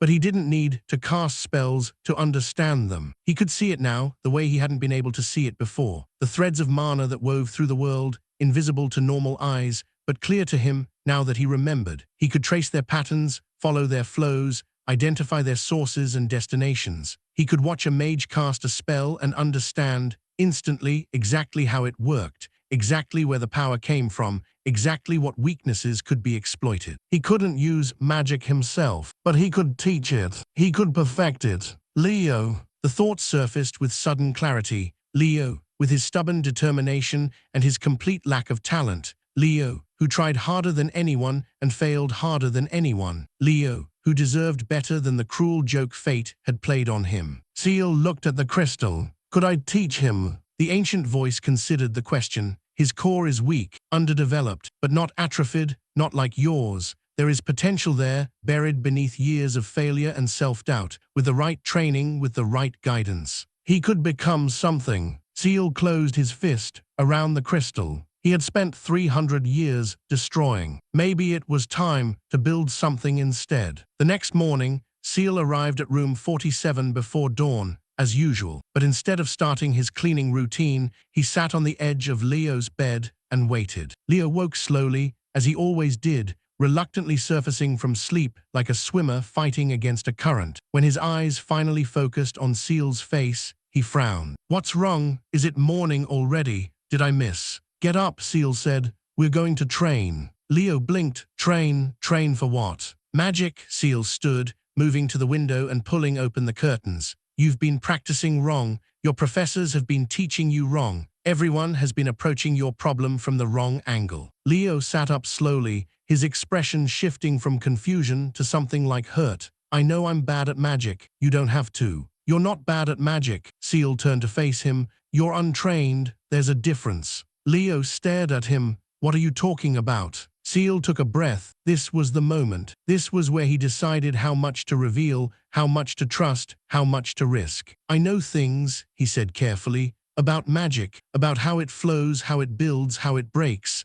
I can't explain how I know, not yet, but I do know, and I think I can help you. Leo's eyes widened. Help me how? By teaching you, really teaching you, not the watered-down theory they feed to students who aren't progressing fast enough, not the generic exercises designed for generic talents. Real teaching, teaching that understands exactly how your core works and exactly what it needs to grow. You're a servant. Leo's voice was soft, uncertain. You're a blank. You can't use magic at all. How could you possibly teach me? It was a fair question, a reasonable question, the kind of question any sane person would ask. Ciel met his gaze. Do you trust me? The silence stretched between them, heavy with implication. Leo searched his face, looking for something, deception, perhaps, or madness, or some hidden agenda that would explain this impossible offer. Whatever he found, it made him nod. Yes, Leo said quietly, I trust you. Ciel felt something shift in his chest, something warm, something he hadn't felt in 300 years. Hope. Good, he said. Then get dressed. We have work to do. Chapter 5, Training the Untrainable. The abandoned storage room became their sanctuary. Every morning before dawn, Ciel and Leo met in the dust-choked space, sealing the cracked door behind them with a broken chair wedged against the frame. Every morning, they spent an hour in silence, Leo with his eyes closed, breathing slowly, searching for that elusive spark within his chest. Ciel watching, waiting, learning the contours of the boy's struggle. It was slow work, agonizingly slow. Leo's core was not just underdeveloped, it was wounded. Years of failure had taught it to hide, to shrink, to retreat from any attempt at connection. Every time Leo reached for that spark, it slipped away like water through fingers. Every time he thought he felt something, the doubt would crash in and the feeling would vanish. You're trying too hard, Ciel said on the 5th morning. Leo's eyes snapped open, frustration written across his face. How can I try too hard? You said I needed to reach for it. I'm reaching. No, Ciel shook his head, moving to sit cross-legged across from him. You're grabbing. There's a difference. Reaching is an invitation. Grabbing is a demand. Your core has spent 16 years being told it's worthless. It's not going to respond to demands. Leo's jaw tightened. Then what do I do? Ciel thought about the question, about the nature of mana, the way it flowed through living things, the way it responded to intention rather than force. In his past life, he had commanded power so vast that entire armies had crumbled before him. But that power had come from dominion, from conquest, from the absolute certainty that everything in existence existed only to serve him. Leo couldn't command. Leo had to ask. Think of something you love, Ciel said. Leo blinked. What? Something you love. Something that makes you feel warm, safe, happy. Close your eyes and think about it. Leo hesitated, then obeyed. His brow furrowed slightly as he searched his memory. What do you see? Ciel asked quietly. My mother, Leo whispered. When I was small, before everything went wrong, she used to hold me when I couldn't sleep, sing to me. Her voice was so soft, so gentle. I felt like nothing could hurt me when she sang. Good, hold on to that feeling. Let it fill you. Leo's breathing slowed. The tension in his shoulders eased just slightly, and there, faint, barely visible, a flicker of gold light pulsed in his chest. Now, Ciel said, his voice barely above a whisper, invite your core to feel it too, not to grab, not to demand, just to share. The light flickered again, grew stronger. For a moment, just a moment, it held steady. Then Leo's eyes snapped open, his face alight with wonder. I felt it. I actually felt it. It was warm and he stopped, seeing Ciel's expression. What's wrong? Ciel was staring at the spot where the light had been. His heart pounded against his ribs, but not from fear, from recognition. That light, he had seen it before, not gold, never gold. His own power had been black as void, crimson as blood, purple as the wounds in reality.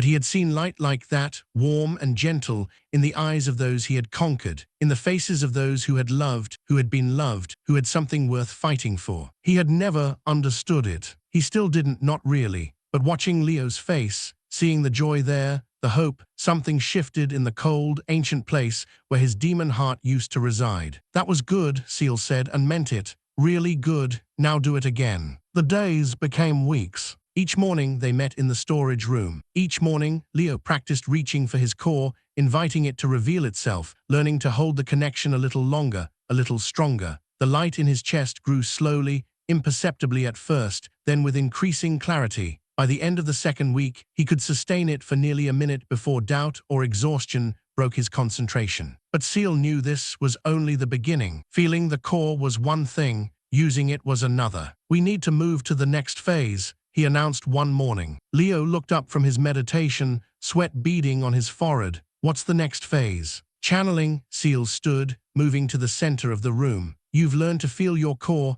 now you need to learn to draw power from it, to direct that power, to shape it into something useful. Leo's expression flickered with fear. Every time I've tried to channel before. Every time you've tried before, you used the wrong method. Ciel's voice was firm but not unkind. The academy teaches students to push power outward, to force it through their channels like water through a pipe. That works for people with strong cores, developed channels, natural talent. For you, it's like trying to force an ocean through a garden hose. Leo's hands twisted in his lap. So what do I do instead? You pull.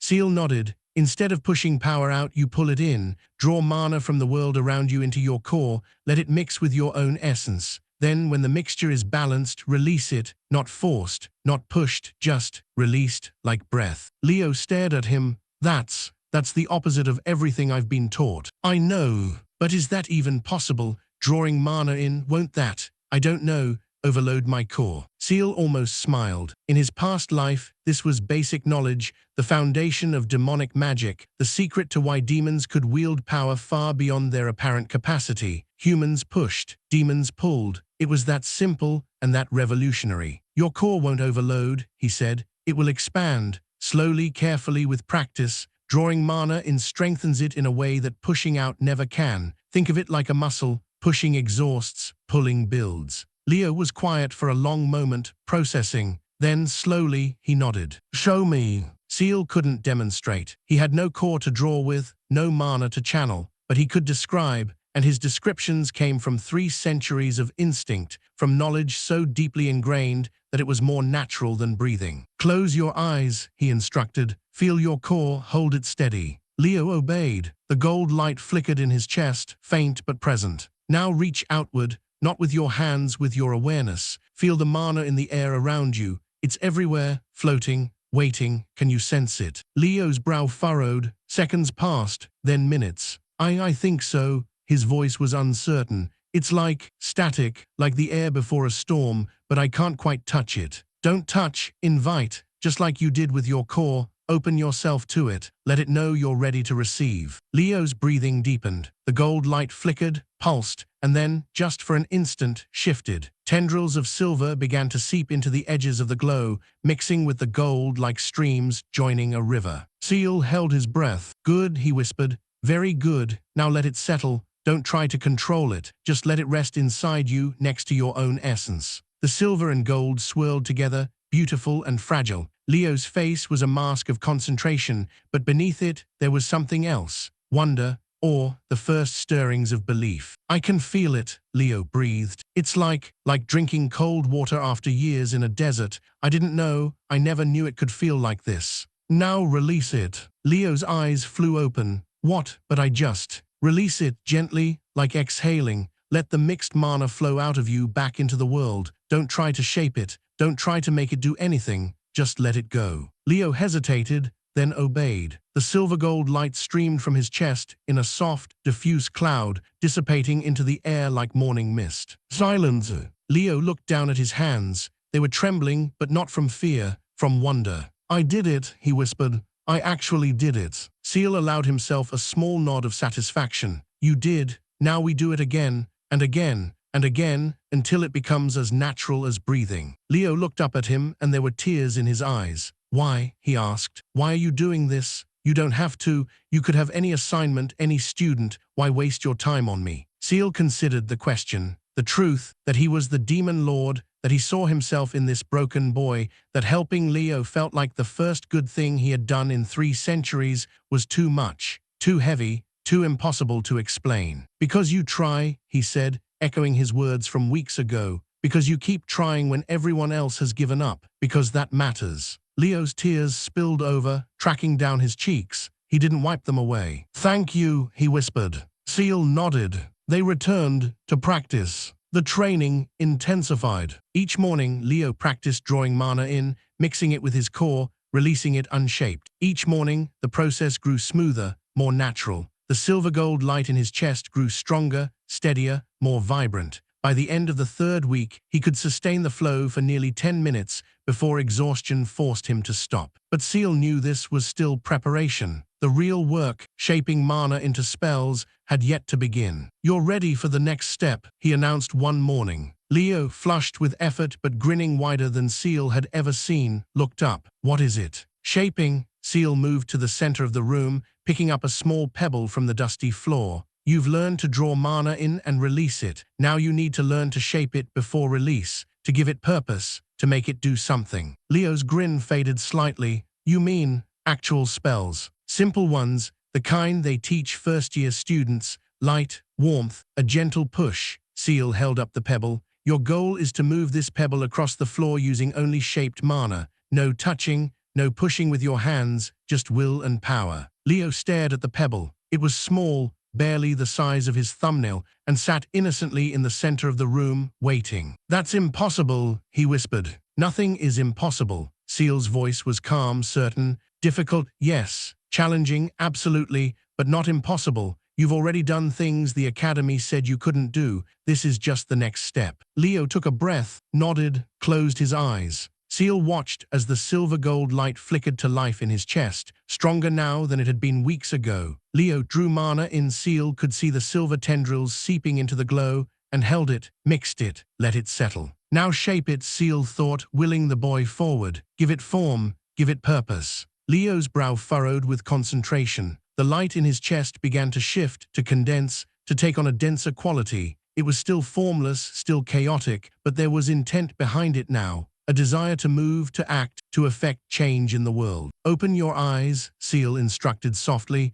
Keep the connection, but look at the pebble. See it, feel it. Let your shaped mana reach toward it. Leo's eyes opened. They were gold, literally gold, the irises glowing with power as his connection deepened. He stared at the pebble, and the light in his chest pulsed. Nothing happened. Again, Ciel said. Leo tried again. The light pulsed harder. The pebble remained still. Again. Another pulse. Nothing. Again. And again. And again. And again. For an hour, Leo tried to move the pebble. Sweat poured down his face. His hands shook with exhaustion. The light in his chest flickered and dimmed as his reserves ran low. But he didn't stop, didn't give up, didn't even complain. He just kept trying. And then, just as Ciel was about to call an end to the session, something shifted. The pebble moved. It was tiny, barely a fraction of an inch, barely enough to be visible, but it moved. It rolled slightly to the left, settling in a new position, undeniably different from where it had been. Leo stared at it. His mouth fell open. He looked at Ciel, eyes wide. Did I? Ciel allowed himself a genuine smile, the first in perhaps centuries. You did. Leo's legs gave out. He collapsed to his knees, staring at the pebble as if it were the greatest treasure in the world. Tears streamed down his face, but he was laughing and crying at the same time, overwhelmed by joy so pure it was almost painful to witness. I moved it, he gasped. I actually moved it. For the first time in my life, I did magic. Real magic. Not failure, not mockery. Magic. Ciel knelt beside him, placing a hand on his shoulder. This is just the beginning, he said quietly. There will be harder days, harder lessons, times when you'll want to give up. But remember this moment. Remember that you can do it, that you are capable. Hold on to that, and nothing will stop you. Leo looked up at him, eyes shining. How do you know all this? How do you know things the professors don't, things that shouldn't be possible? Ciel hesitated. The question was fair. The answer was impossible. I just do, he said finally. Can you trust that? Leo studied him for a long moment. Then, slowly, he nodded. I trust you. The words settled into Ciel's chest like warm embers. He didn't understand why they mattered, didn't understand why this boy's trust felt more valuable than the fealty of 1,000 demon lords. But it did. That night, alone in the servant quarters, Ciel pulled out the crystal again. It pulsed against his palm, warm with recognition, eager to share more memories, more knowledge, more of the darkness that had once defined him. He could feel it calling, inviting him to sink back into who he had been, to reclaim the power and purpose of his past life. He didn't. Instead, he held it tight and thought about Leo, about the pebble, about the look of wonder on a boy's face when he discovered, for the first time, that he wasn't worthless after all. This is who I am now, he told himself. This is what matters. The crystal seemed to sigh in his grip, not in disappointment, but in acceptance. Perhaps even demons could change. Perhaps even the darkest souls could find light. The next morning, Leo was waiting in the storage room before Ciel arrived. His eyes were bright, his posture straighter, his entire demeanor transformed by the previous day's success. "Teach me more," he said. Ciel nodded. They began again. Chapter 6, The First Trial. The announcement came on a grey Monday morning, posted on the central bulletin board where all academy notices appeared. Mandatory class sparring session, 3rd years, today at noon, training grounds east. Leo stared at the notice with the expression of a man reading his own death warrant. His face had gone pale beneath its usual tired pallor, and his hands, those perpetually trembling hands, had begun to shake more violently than Ciel had ever seen. "No," Leo whispered. "No, no, no." Ciel read the notice over his shoulder, his expression carefully neutral. Mandatory sparring. He had known such events existed. They were a cornerstone of magical education, forcing students to apply their theoretical knowledge in practical combat. What he hadn't known was that Leo had somehow avoided them for 3 years. "I've been exempt," Leo said, answering the unasked question. "Medical exemption. My father paid for a healer's note claiming my core was too fragile for combat training. It's been renewed every semester since I enrolled." His voice cracked. "But this time they must have." He couldn't finish. Ciel understood. The exemption had run out. Someone in administration had decided that Leo Valerius, the weakest student in the academy, needed to finally face his peers in open combat. It was cruelty disguised as policy. It was a death sentence wrapped in educational philosophy. "When's the last time you actually fought someone?" Ciel asked quietly. Leo laughed, a broken, hollow sound. "I've never fought anyone. I've never cast a spell in anger. I've never even been in a practice duel. Every time they tried to pair me with someone, I'd have a note. Every time a professor suggested it, my father would intervene." He looked at Ciel with eyes that held nothing but terror. "I don't know how to fight. I don't know how to defend myself. And tomorrow at noon, everyone is going to watch me fail." Around them, students milled past, glancing at the notice, laughing at private jokes, completely unaware of the quiet catastrophe unfolding in their midst. To them, this was just another day. To Leo, it was the end of everything. Ciel reached out and gripped his shoulder. "Come with me." The storage room had never felt so small. Leo sat on the dusty floor, his knees drawn up to his chest, his face buried in his arms. He wasn't crying, not yet,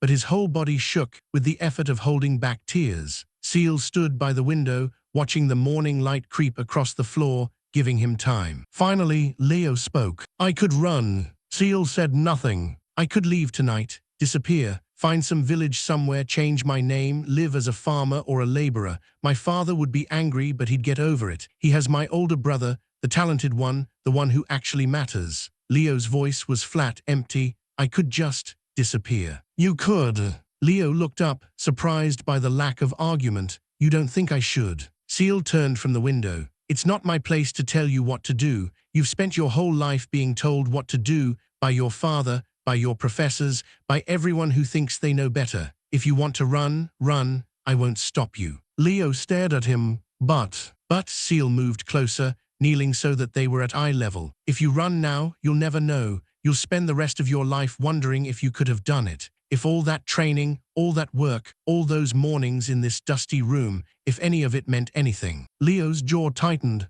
"You're saying I should fight. I'm saying you should choose." Ciel's voice was soft but intense. not because anyone expects it, not because you're afraid of disappointing your father, but because you want to know what you're capable of, because you want to see if the boy who moved a pebble can move something more. The silence stretched between them, heavy with implication. I'll lose, Leo whispered. Probably. Everyone will laugh. Yes. I'll be humiliated, worse than ever before. Almost certainly. Leo let out a breath that was half laugh, half sob. You're terrible at encouragement. Ciel almost smiled. I'm honest, there's a difference. They sat together in the quiet room, the morning light growing stronger, the day pressing in around them. Somewhere above, students were preparing for the sparring session, sharpening skills, reviewing tactics, psyching themselves up for victory. Leo was preparing to lose. But for the first time, the losing didn't seem to matter as much as the trying. I'll do it, Leo said finally. I'll fight. Ciel nodded. Then we have work to do. They had 4 hours until noon. 4 hours to prepare a boy who had never fought for a battle he couldn't win. 4 hours to teach him not victory, that was impossible, but survival, dignity, the ability to fall and get back up. Ciel started with the basics. In a duel, most students will try to overwhelm you immediately. Big spells, flashy attacks. They want to end it quickly and look impressive doing it. He picked up the pebble Leo had moved days ago, rolling it between his fingers. You can't match that, you don't have the power. Leo nodded miserably. So what do I do? You defend. Ciel set the pebble down. You let them exhaust themselves. You dodge, you deflect, you survive. Most of these students have never faced someone who refuses to engage. They're trained to attack, not to chase. Use that. Dodge how? I can barely move a pebble. I can't cast shields or barriers. You don't need to. Ciel moved to the center of the room. Stand up. Leo obeyed. Hit me. Leo blinked. What? Hit me right now, as hard as you can. I'm not going to hit you. Ciel's expression didn't change. You think your opponent tomorrow will hesitate. You think Marcus will stop because you don't want to fight. Marcus Valerius, no relation thankfully, was the worst of Leo's tormentors. A third-year noble with more money than sense and more cruelty than both combined. He had made Leo's life miserable since day one, and everyone knew he would volunteer to face the weakest student the moment the sparring began. Leo's face paled further. Marcus is going to destroy me. Yes, so hit me. Leo took a breath. Then, with all the force he could muster, he threw a punch. Ciel caught it. Not with effort, with the casual ease of someone who had spent centuries dodging attacks from beings far more dangerous than a 16-year-old boy. His hand closed around Leo's fist like a vice, and for just a moment, something flickered in his eyes, something ancient, something deadly. Then it was gone. Your form is terrible, Ciel said, releasing him. You telegraph every move. Your weight is all wrong. If you actually connected with someone, you'd break your own wrist. Leo stared at his fist, then at Ciel. How did you do that? Instinct. It wasn't entirely a lie. The instincts were returning, buried deep, but accessible now that his memories had unlocked. We don't have time to teach you proper fighting, but we have time to teach you how not to get hit. For the next 3 hours, Ciel drilled Leo on the most basic defensive movements. Side steps, ducking, rolling, simple, inelegant, but effective ways to avoid attacks. Leo was clumsy, slow, awkward, but he tried. He tried with the same desperate determination he brought to everything. By the end, he was exhausted, bruised from falling, and slightly less likely to die in the first 5 seconds. It would have to be enough. Noon arrived with terrible punctuality. Training Grounds East was a massive arena carved into the mountainside, surrounded by rising tiers of stone benches where students gathered to watch. The stands were already half full when Ciel and Leo arrived, the crowd buzzing with anticipation. This was entertainment, a chance to see their peers fight, to place bets, to cheer for favorites, and boo the losers. Leo walked like a man, approaching the gallows. Ciel stayed close, his presence the only anchor in a sea of hostile faces. He had considered not coming. Servants weren't required to attend these events, but Leo had asked him to stay, asked with those terrified eyes and trembling hands, and Ciel had found himself agreeing before the words fully formed. I'll be right there, he said, gesturing to a shadowed corner near the edge of the arena. Front row, you won't see me, but I'll see you. Leo nodded, unable to speak. A professor called for the third-year students to assemble. Leo moved toward the group like a sleepwalker, his blue robes hanging loose on his thin frame, his face pale as death. The other students noticed. Whispers rippled through the crowd, pointed fingers, laughter quickly stifled but impossible to miss. Leo's tormentors circled like sharks smelling blood, their eyes bright with anticipation. Well, well, well, Marcus appeared at Leo's side, a tall boy with handsome features and a cruel smile. The ghost finally decides to join the living. I was starting to think you'd hide behind your daddy's money forever. Leo said nothing. Don't worry, Marcus continued, leaning close. I volunteered for the first round, requested you specifically. The professors thought it was very sporting of me to offer to help you gain experience. His smile widened. I'm going to enjoy this. He walked away, laughing. Leo stood frozen, his face a mask of terror. Ciel watched from the shadows, his hands clenched at his sides. 3 centuries of instinct screamed at him to intervene, to step onto that arena and show this arrogant child what real power looked like. But he couldn't. He was a servant, a blank, invisible and powerless in the eyes of the world. All he could do was watch and hope.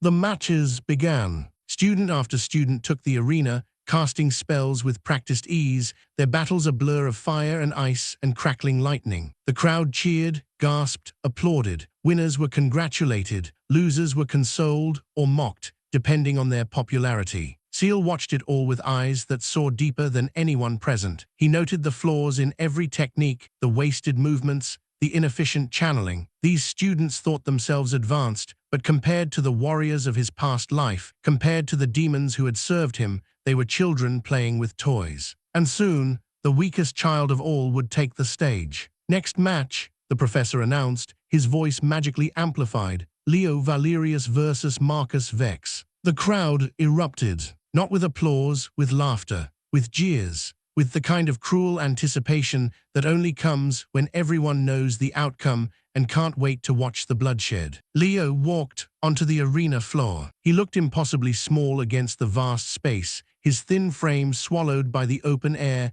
his face white as paper. He held no staff, no focus, no weapon, just his trembling hands and the desperate hope that he might survive. Marcus entered from the opposite side, moving with the easy confidence of a predator. He carried a crystal focus, expensive, enchanted, designed to amplify his already considerable power. His robes were immaculate, his smile radiant, his posture perfect. The contrast was obscene. Begin, the professor called. Marcus didn't hesitate. A fireball formed in his palm, larger than Leo's head, blazing with aggressive orange light. He hurled it without mercy, aiming directly for Leo's chest. Leo dodged. It wasn't graceful. He threw himself sideways, landing hard on the stone floor, rolling awkwardly. But the fireball passed harmlessly overhead, exploding against the barrier that surrounded the arena. The crowd gasped. Marcus's smile flickered. You got lucky, he called, already forming another spell. Won't happen again. Lightning this time, a crackling arc of blue-white energy that lanced toward Leo's position. Leo scrambled to his feet and ran, not toward Marcus but away, circling the edge of the arena like a rabbit fleeing a wolf. The lightning missed. Barely. Marcus's expression shifted. The smile faded, replaced by something uglier. Hold still, you coward. He cast again, and again, and again. Fire, ice, lightning, force, spells that should have ended the match in seconds, aimed at a target that refused to be hit. Leo ran and dodged and rolled and scrambled, his movements clumsy but effective, his face a mask of pure terror, but his body somehow, impossibly, staying ahead of destruction. Ciel watched from the shadows, his heart pounding. Good, he thought, good, keep moving, don't stop, don't think, just move. Marcus was getting frustrated. His spells grew wilder, less controlled. He was wasting energy, burning through his reserves without landing a single hit. The crowd, which had come to laugh, was growing quiet, confused by this unexpected turn of events. Fight me, Marcus roared. Stop running and fight. Leo didn't answer, he just kept moving. And then, in his rage, Marcus made a mistake. He overextended, cast a spell too powerful for his current state, drawing more mana than his channels could safely handle. The spell, a massive sphere of compressed force, formed in his hands, but before he could release it, his control wavered. The sphere exploded. Not at Leo, at Marcus. The force blast caught him full in the chest, hurling him across the arena. He crashed into the barrier and slid to the ground, unconscious, his robes smoking, his face slack. Silence.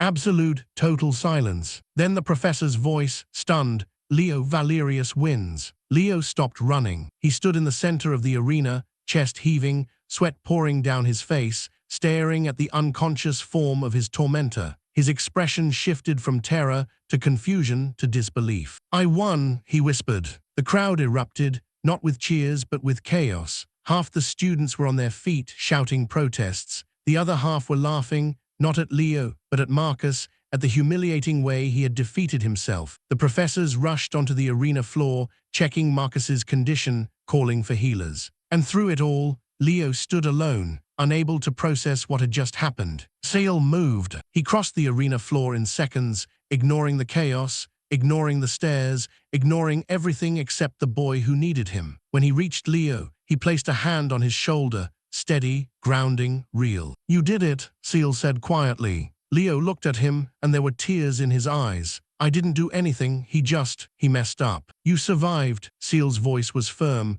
"You survived and he didn't. That's not nothing, that's everything." Leo's legs gave out. Ciel caught him, holding him upright as the chaos continued around them. Students stared at Leo, at the servant who had somehow reached the arena floor, at the impossible thing that had just occurred. In the stands, a girl with silver hair watched with narrowed eyes. She was beautiful, regal, clearly noble, and clearly intrigued. Her gaze lingered on Ciel, not Leo, studying him with an intensity that would have worried him if he'd noticed. He didn't notice. He was too busy holding up a boy who had just discovered, for the first time in his life, that maybe, just maybe, he wasn't worthless after all. Later, in the storage room, Leo sat trembling, not from fear this time, from adrenaline, from the lingering shock of survival, from the impossible reality of what had happened. "I won," he kept saying, as if trying to convince himself. "I actually won." "You survived," Ciel corrected gently. "There's a difference,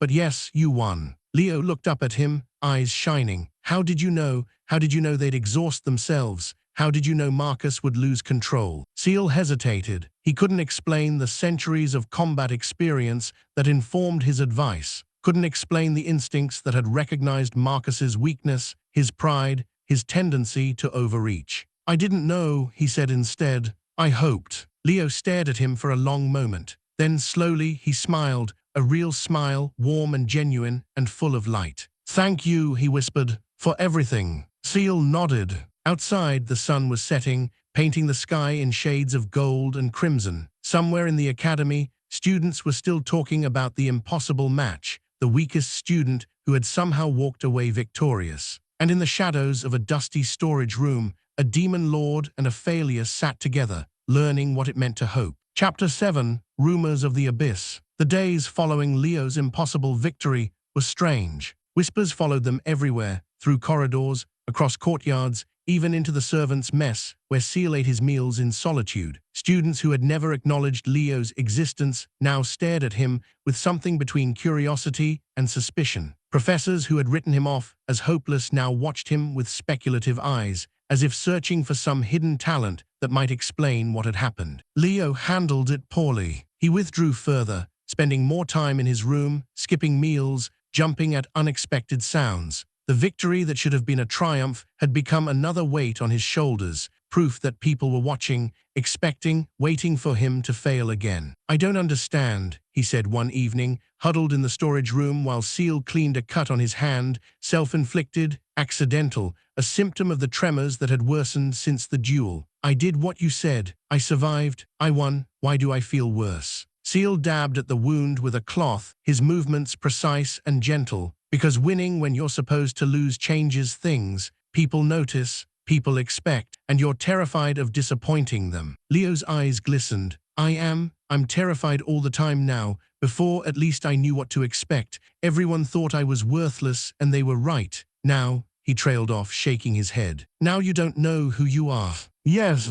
Ciel finished bandaging the cut and sat back, studying the boy before him. 3 months ago, he would have seen only weakness. Only a tool to be used, a pawn to be manipulated. That was how the Demon Lord operated, identifying vulnerabilities, exploiting them for maximum advantage. But something had changed. He wasn't sure when exactly. Perhaps it was the mornings in this dusty room, watching Leo struggle and fail and try again. Perhaps it was the moment the pebble moved, and Leo's face had lit up like the sun breaking through clouds. Perhaps it was the duel, when Leo could have run but chose to stay, chose to fight, chose to survive. Whatever the reason, Ciel no longer saw a pawn. He saw a person. "You're not worthless," he said quietly. "You never were. The world told you that lie so many times you believed it, but it was always a lie." Leo looked at him, tears spilling down his cheeks. "How do you know?" "Because I was the one telling it," Ciel thought. "For 300 years, I told that lie to everyone who stood against me. I made them believe they were nothing, so they would fall before me like wheat before the scythe." "I just know," he said instead. A week after the duel, Ciel accompanied Leo to the Academy library. It was a massive space, occupying the entire third floor of the central tower, filled with shelves that stretched toward vaulted ceilings and balconies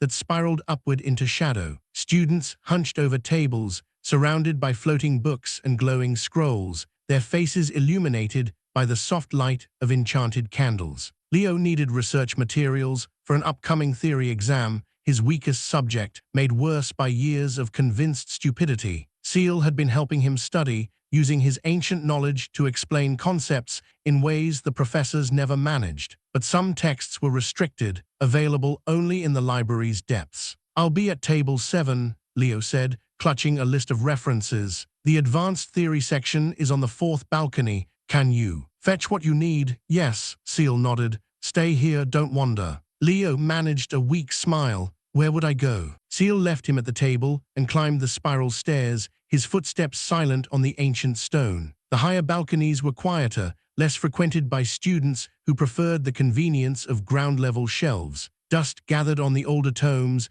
undisturbed for years, perhaps decades. He found the section Leo needed, Advanced Mana Theory, Volume VII through XII, and began pulling the relevant texts. They were heavy, bound in leather and metal, their pages yellowed with age. He stacked them in his arms and turned to descend. That's when he heard the voices. "Cannot be ignored any longer, Magister. The readings are clear." Ciel paused, his instincts sharpening. The voices came from a reading alcove just around the corner, hidden by a shelf of even older texts. He moved closer, silent as shadow, pressing himself against the bookshelves. "I'm not ignoring them, Headmaster. I'm questioning the interpretation." That voice, familiar. Magister Aldrich, the same mage who had tested Ciel's village all those months ago. "The dimensional barrier has fluctuated before. It's a natural phenomenon, not necessarily a sign of." "Of what? Of invasion?" A third voice, older, wearier. "We've all read the histories, Aldrich. We know what happened the last time the barrier weakened. The abyssal creatures didn't ask permission to cross. They came, and they killed, and they kept killing until the combined armies of 7 kingdoms finally drove them back." Ciel's blood ran cold. The abyss. He knew it intimately, had ruled it for 3 centuries, had commanded its legions, its horrors, its endless tide of creatures that existed only to consume and destroy. The abyss was his home, his kingdom, his responsibility. And now it was stirring again. The scouting parties report increased activity near all major rifts. The headmaster continued. "Minor incursions have tripled in the past month. Farmers disappear from border villages. Trade routes are abandoned. The creatures are testing the barrier, looking for weaknesses." "And if they find one?" Aldrich asked quietly. "Silence." Then the headmaster's voice, heavy with dread. "Then we face another invasion. And this time, we may not have 7 kingdoms to stand against it. This time, we may fall." Ciel stood frozen, the books heavy in his arms, his heart pounding against his ribs. The abyss was stirring, his abyss, his creatures, his legacy. And he was here, in a magic academy, playing at being a servant, pretending to be human. "What have I done?" The thought was sharp, accusatory. He had abandoned his kingdom. He had fled his responsibilities. He had left the abyss to tear itself apart in his absence, and now it was turning outward, seeking new worlds to consume. But no, that wasn't right. He hadn't abandoned the abyss. He had died. He had been killed, and his soul had been cast into the void, and he had been reborn as something new, something that didn't remember, something that couldn't have helped even if it wanted to. "Couldn't I?" The question haunted him as he descended the stairs, the books clutched against his chest. Could he have helped? Could he have done something different? If he had fought harder, resisted more fiercely, refused to die, would the abyss still be calm? Would the barrier still hold? Or was this simply the natural order? The abyss consumed, That was its purpose. That was his purpose once. He found Leo at table 7, exactly where he'd left him. The boy looked up with a relieved smile that faltered when he saw Ciel's face. "What's wrong?" Leo asked. "You look like you've seen a ghost." Ciel set down the books. His hands were steady. They were always steady, but something in his chest was trembling. "Nothing," he said, "just thinking." Leo studied him for a long moment, those tired amber eyes seeing more than they should, but he didn't push. He simply nodded and pulled the first book toward him. "Thank you for getting these." Ciel nodded, but his mind was elsewhere, roaming across the abyss he had once ruled, wondering what horrors were gathering in the darkness, and whether any of them remembered their lord. That night, alone in the servant quarters, Ciel pulled out the crystal again. It pulsed against his palm, warm and familiar, eager to share. He closed his eyes and let the memories come, not flooding this time, but trickling, controlled. He needed to remember, needed to understand. The abyss. It wasn't a place, not really. It was a state of being, an endless expanse of shadow and hunger, where creatures were born from the void itself, shaped by the collective will of the darkness. They had no names, no identities, no individuality. They existed only to serve, to consume, to spread. And at the center of it all, on his throne of crystal and shadow, the Demon Lord had sat in lonely majesty. He had created them, not individually. They spawned naturally from the abyss's essence, but he had shaped them, given them purpose, directed their hunger toward worlds beyond the barrier. The invasions hadn't been random acts of destruction. They had been campaigns, wars of conquest led by the greatest power the universe had ever known. And now he was gone. The abyss had no lord, no direction, no purpose beyond its own endless hunger. Of course it was stirring. Of course it was testing the barrier. Without him to guide it, to focus it, to give it meaning, the abyss was just chaos, mindless, random, dangerous to everyone, including itself. "I did this." The realization settled over him like a shroud. His death had created this crisis. His absence had unleashed this threat. And now, while he hid in a magic academy playing butler, innocent people were dying. Farmers in border villages, travelers on abandoned roads, children who would never grow up because the abyss was hungry and there was no one to stop it. "What can I do?" The question echoed through his mind, finding no answer. He was a blank. He had no power, no army, no throne. He was a 16-year-old servant with a fragment of his former self and a boy who depended on him. He was nothing. "You are not nothing." The ancient voice surfaced, firm and certain. "You are the Demon Lord. You may have lost your power, but you have not lost your knowledge. You have not lost your instincts. You have not lost your will. Knowledge doesn't stop an invasion." "No, but knowledge can guide those who can." Ciel's eyes opened. The crystal pulsed in his hand, and suddenly he understood. He couldn't fight. He couldn't command, but he could teach. He could prepare. He could take the raw materials around him, the students, the professors, the mages of this world, and shape them into something that might survive what was coming. Starting with Leo. The next morning, Ciel arrived at the storage room before dawn. Leo was already there, waiting, his expression curious. "You sent a message? Through Ren? That's new." Ciel closed the door behind him and wedged the broken chair against it. When he turned, his face was serious, in a way Leo had never seen. "We need to talk." Leo's smile faded. "About what?" "The world." Ciel moved to the center of the room, his posture different, straighter, more commanding. "About what's coming. About why your training just became more important than either of us realized." Leo waited, silent, his hands beginning their familiar tremor. Ciel took a breath. He had planned what to say, rehearsed it a dozen times. But now, facing the boy who trusted him, the words came out differently. "There are things I haven't told you, about who I am, about what I know, about why I can teach you things no one else can." He met Leo's eyes. "I'm not ready to tell you everything. Maybe I never will be. But I need you to trust me when I say that something terrible is coming. Something that will threaten this academy, this kingdom, maybe this entire world. And when it comes, the people who survive will be the ones who prepared." Leo's face had gone pale. "How do you know this?" "I can't explain, not yet." Is it about the abyss?" Ciel stared at him. "How do you know about the abyss?" Leo swallowed hard. "I overheard some professors talking last week, after my exam. They didn't see me, but I was hiding in the corridor, and they were discussing things, rifts, incursions, creatures attacking border villages." His voice dropped to a whisper. "They said if the barrier fails, everyone dies." Silence stretched between them. You believe them? Ciel asked. I believe you're scared. Leo's voice was soft but steady. I've never seen you scared before, not once. Not when the other servants mocked you, not when Marcus threatened me, not even during the duel. But right now, you're scared, and that terrifies me more than anything the professors could say. Ciel felt something crack in his chest, a wall he hadn't known he'd built, defenses he hadn't realized he'd erected. This boy saw him,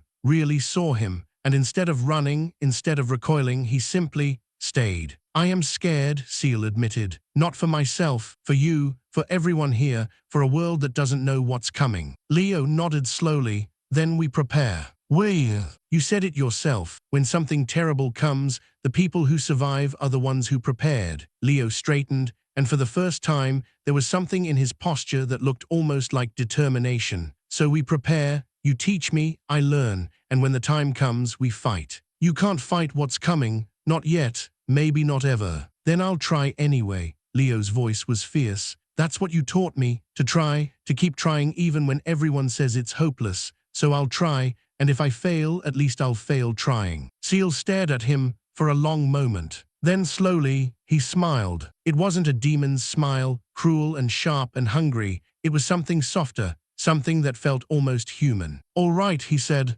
then let's begin. They trained harder after that. Every morning, 2 hours instead of 1. Every evening, another hour before bed. Leo complained, his muscles ached, his head throbbed, his concentration wavered, but he never stopped. He pushed himself with the same desperate determination he brought to everything, and slowly, impossibly, he improved. The gold light in his chest grew stronger. His control over drawn mana became more precise. He could move the pebble consistently now and had progressed to larger objects, a book, a shoe, a small wooden stool. But Ciel knew this was only the beginning. Channeling was foundation. Combat was the structure built upon it. Defense first, he instructed. Always defense. You can't help anyone if you're dead. So they practiced shields, not the complex barriers the academy taught. Leo didn't have the power for those, but simple deflections, redirections, ways to make incoming attacks miss their mark. You're not trying to stop the spell, Ciel explained.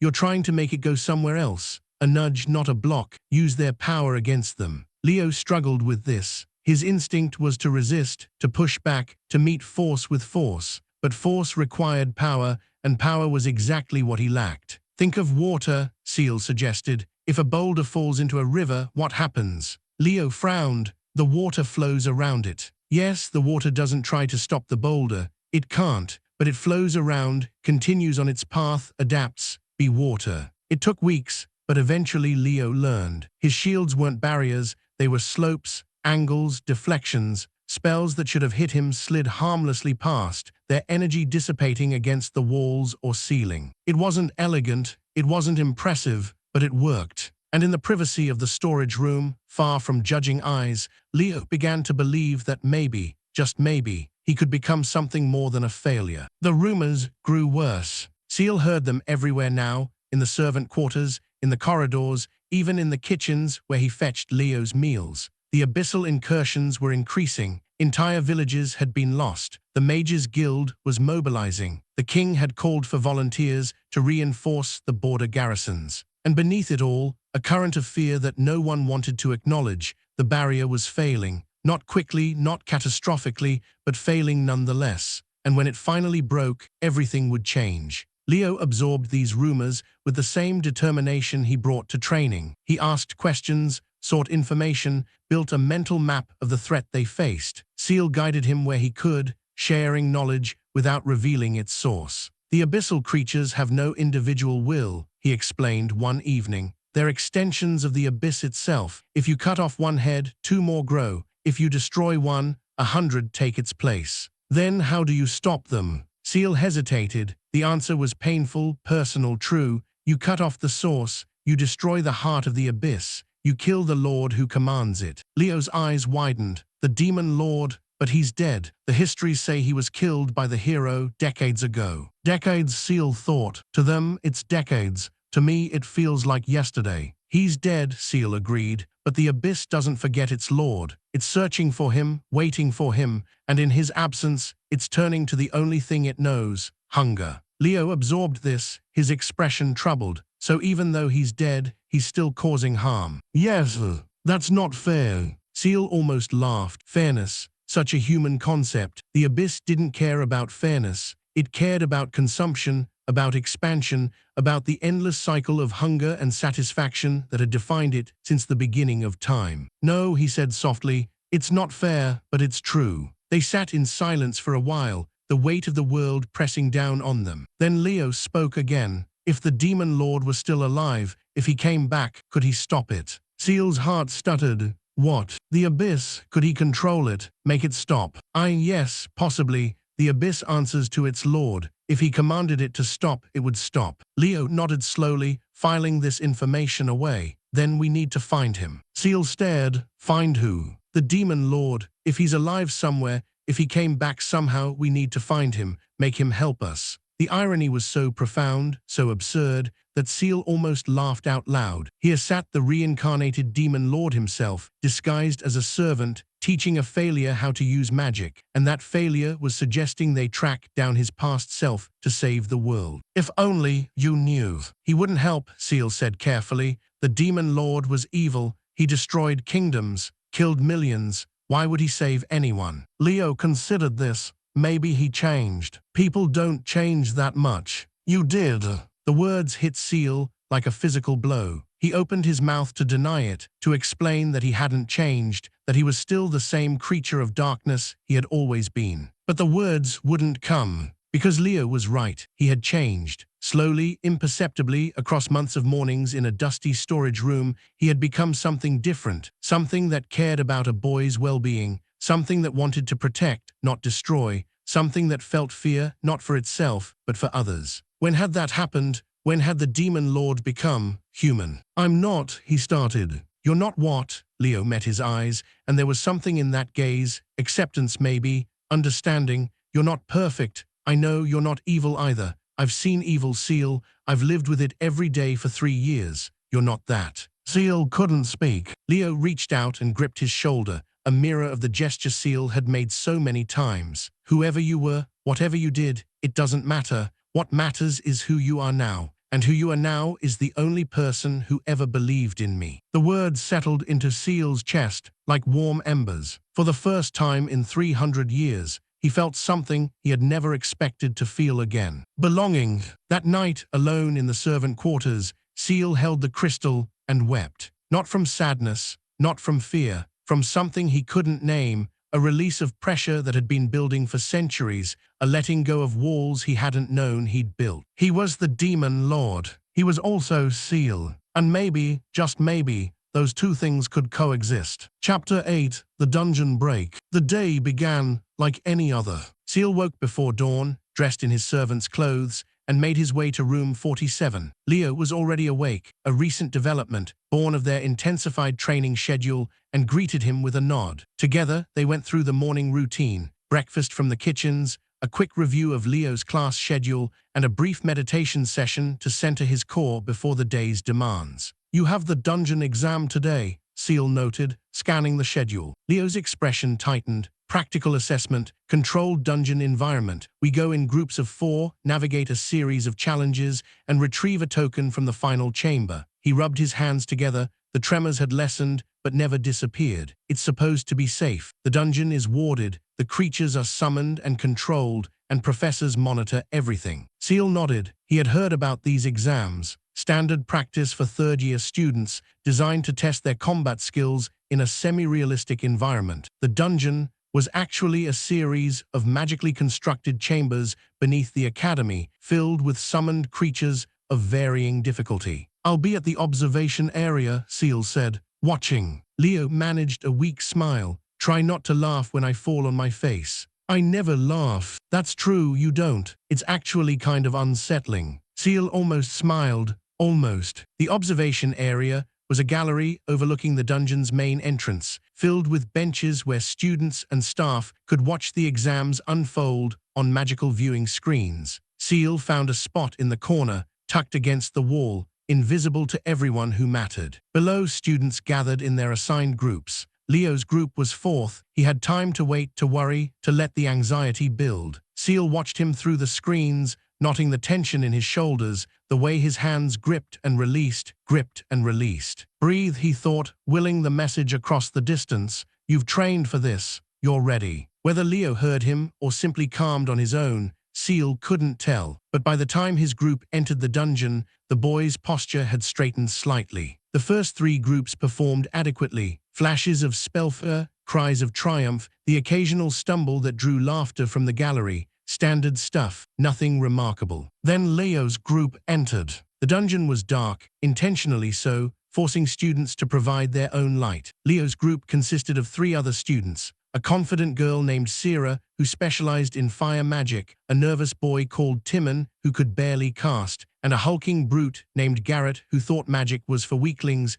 and preferred to solve problems with his fists. Not an ideal team. They moved through the first chambers quickly enough. Ciel's fire illuminated the path. Garrett crushed a summoned goblin with his bare hands. Timon stayed in the back, trying not to hyperventilate. Leo stayed in the middle, eyes scanning, body loose, doing exactly what Ciel had taught him: observe, assess, adapt. Good, Ciel thought, stay aware, stay alive. The fourth chamber held a summoned beast, a large, wolf-like creature with glowing red eyes. Standard difficulty. Ciel stepped forward to engage, fire gathering in her palms. That's when everything went wrong. The beast didn't attack. It screamed, a high, keening wail that cut through the dungeon like a blade. Then it collapsed, twitching, its body dissolving into black smoke. What though? Garrett started. The smoke didn't dissipate. It spread, roiling outward from the beast's corpse, filling the chamber with unnatural darkness. The viewing screens flickered, static crawling across their surfaces. In the gallery,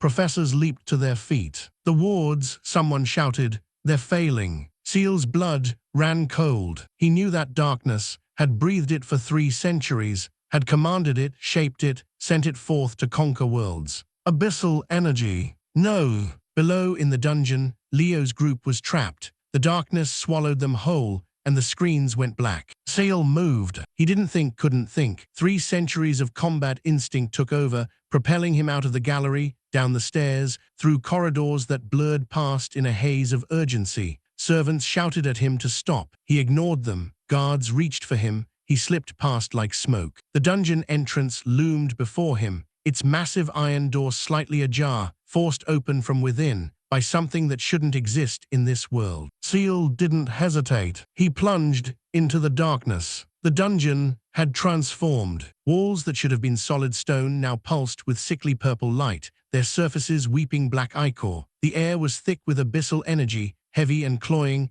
carrying the scent of rot and despair. Summoned creatures that should have been controlled now roamed free, but not as they were. The abyssal energy had corrupted them, twisted them into something more dangerous. Ciel moved through the chaos like a ghost. He knew this place, not this dungeon specifically, but the feeling of it. The abyss had a signature, a resonance that he recognized on a level deeper than thought. It was calling to him, welcoming him, recognizing its lord. Not now, he snarled internally. Not yet. He found Timon first, or what was left of him. The boy lay against a wall, his eyes wide and empty, his body broken by forces too powerful to comprehend. Dead, probably killed instantly when the corruption hit. Ciel moved on. The screams guided him. Ciel was alive, barely. She had barricaded herself in a side chamber, her fire magic flickering weakly as she held off a pack of corrupted creatures. Her face was streaked with tears and blood, her arms shaking with exhaustion. Ciel didn't stop to help, couldn't. The creatures would kill her soon, but saving her would cost time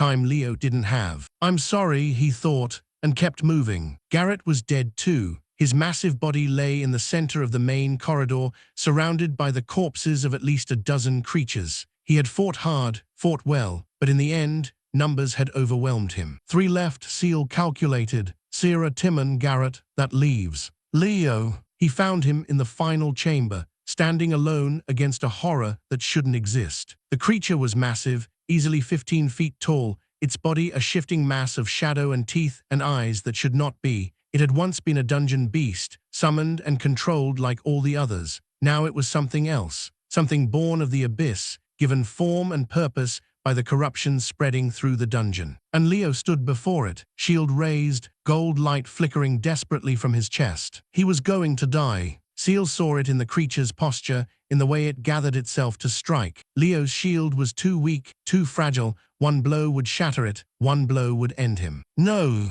The word came from somewhere ancient, somewhere that had not spoken in 16 years. No! Ciel moved. He didn't know what he was doing, didn't think, didn't plan, didn't calculate. He simply acted. 3 centuries of combat instinct took over, getting his body through movements that should have been impossible for a 16-year-old servant. He crossed the chamber in seconds. His hand closed around Leo's shoulder and through, sending the boy tumbling across the floor out of the creature's strike zone. Then he turned to face the monster. It stared at him with 100 eyes. And it recognized him. Ciel felt the recognition like a physical blow, a surge of abyssal energy that washed over him, through him, into him. The creature's eyes widened, its maw gaping, and for a moment he thought it would attack. Instead, it bowed. Not a full prostration. The chamber wasn't large enough for that, but a clear gesture of submission. Its massive head lowered, its body shrinking slightly, its countless eyes dropping to the floor. "My lord," a voice whispered in his mind, "you have returned." Ciel stared at the creature,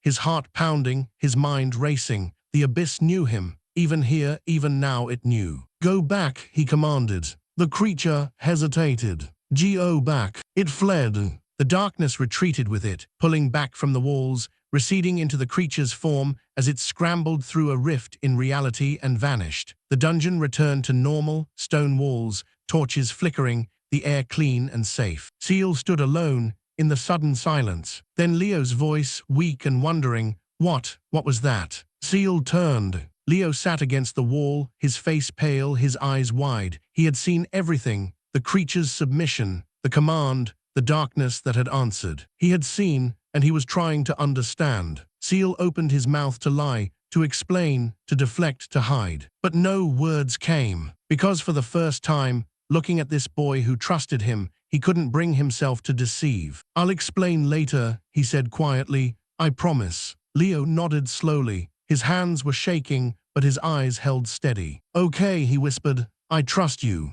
Outside, alarms were ringing. Professors were coming. Help was arriving, too late for Timon and Garrett, just in time for Sierra and for Leo, who had survived against all odds. Ciel helped him to his feet. They walked out of the dungeon together, into the chaos of rescue and recrimination, of grief and relief. And everything had changed. Chapter 9, The Butler's Secret. The aftermath of the dungeon break was chaos. Healers rushed through corridors, their robes stained with blood and worse. Professors shouted orders that contradicted other orders, creating a symphony of confusion. Students huddled in groups, whispering, crying, trying to process what they had witnessed. 2 of their own were dead, Timon and Garrett, names that had been meaningless hours ago, but now carried the weight of tragedy. And at the center of it all, Leo sat in the infirmary, wrapped in blankets, staring at nothing. Ciel stood against the wall, watching. He hadn't been questioned yet. In the chaos, no one had noticed a servant emerging from the dungeon with a student. No one had asked how Leo had survived when others had died. No one had seen the creature bow. But they would. They always did. The door burst open. Magister Aldrich strode in, his face gray with exhaustion and grief. Behind him came 2 other professors, a severe woman with iron-gray hair and a young man whose eyes were red from crying. They moved to Leo's bedside, their expressions shifting from professional concern to something softer. "Leo," Aldrich said gently, "can you tell us what happened?" Leo blinked, his eyes focused slowly, traveling from Aldrich's face to the wall behind him to the corner where Ciel stood. For a moment, just a moment, their gazes met. Then Leo looked away. "I don't remember much," he said. His voice was hoarse, scratchy. "The creature, it was different, wrong. The others tried to fight. Garrett was brave. He held them off so we could." His voice cracked. "He died, they both died." Aldrich's face tightened. "And you, how did you survive?" Leo's hands twisted in his blanket. "I ran, hid, found a chamber and blocked the entrance. I heard things screaming, but nothing found me, not until the rescue team arrived." It was a lie. A good lie, simple, believable, impossible to disprove. Leo had learned from watching Ciel how to control his face, his voice, his tells. He delivered the story with just the right amount of tremor, just the right amount of shame. Aldrich studied him for a long moment. Then he nodded slowly. "You were lucky," he said. "Very lucky. The abyssal corruption that entered the dungeon should have killed everyone. That it didn't, he shook his head. We'll be investigating thoroughly. If there's a breach in our wards, we need to find it. Leo nodded, not meeting his eyes. Aldrich turned to leave. At the door he paused, looking back, not at Leo, but at Ciel. Those ancient eyes narrowed slightly, studying the servant with an intensity that made Ciel's instincts scream. You, Aldrich said, the blank from Oakhaven, what were you doing near the dungeon? Ciel met his gaze steadily, looking for my charge. When the alarm sounded, I came to find him. Into a corrupted dungeon, without magic, without weapons. Aldrich's voice was mild, but his eyes were sharp. That's either very brave or very foolish. I didn't think about it, I just moved. Aldrich held his gaze for a long, uncomfortable moment. Then, slowly, he nodded. See that your charge rests. He's been through trauma. He left without another word. The door closed behind him. Silence.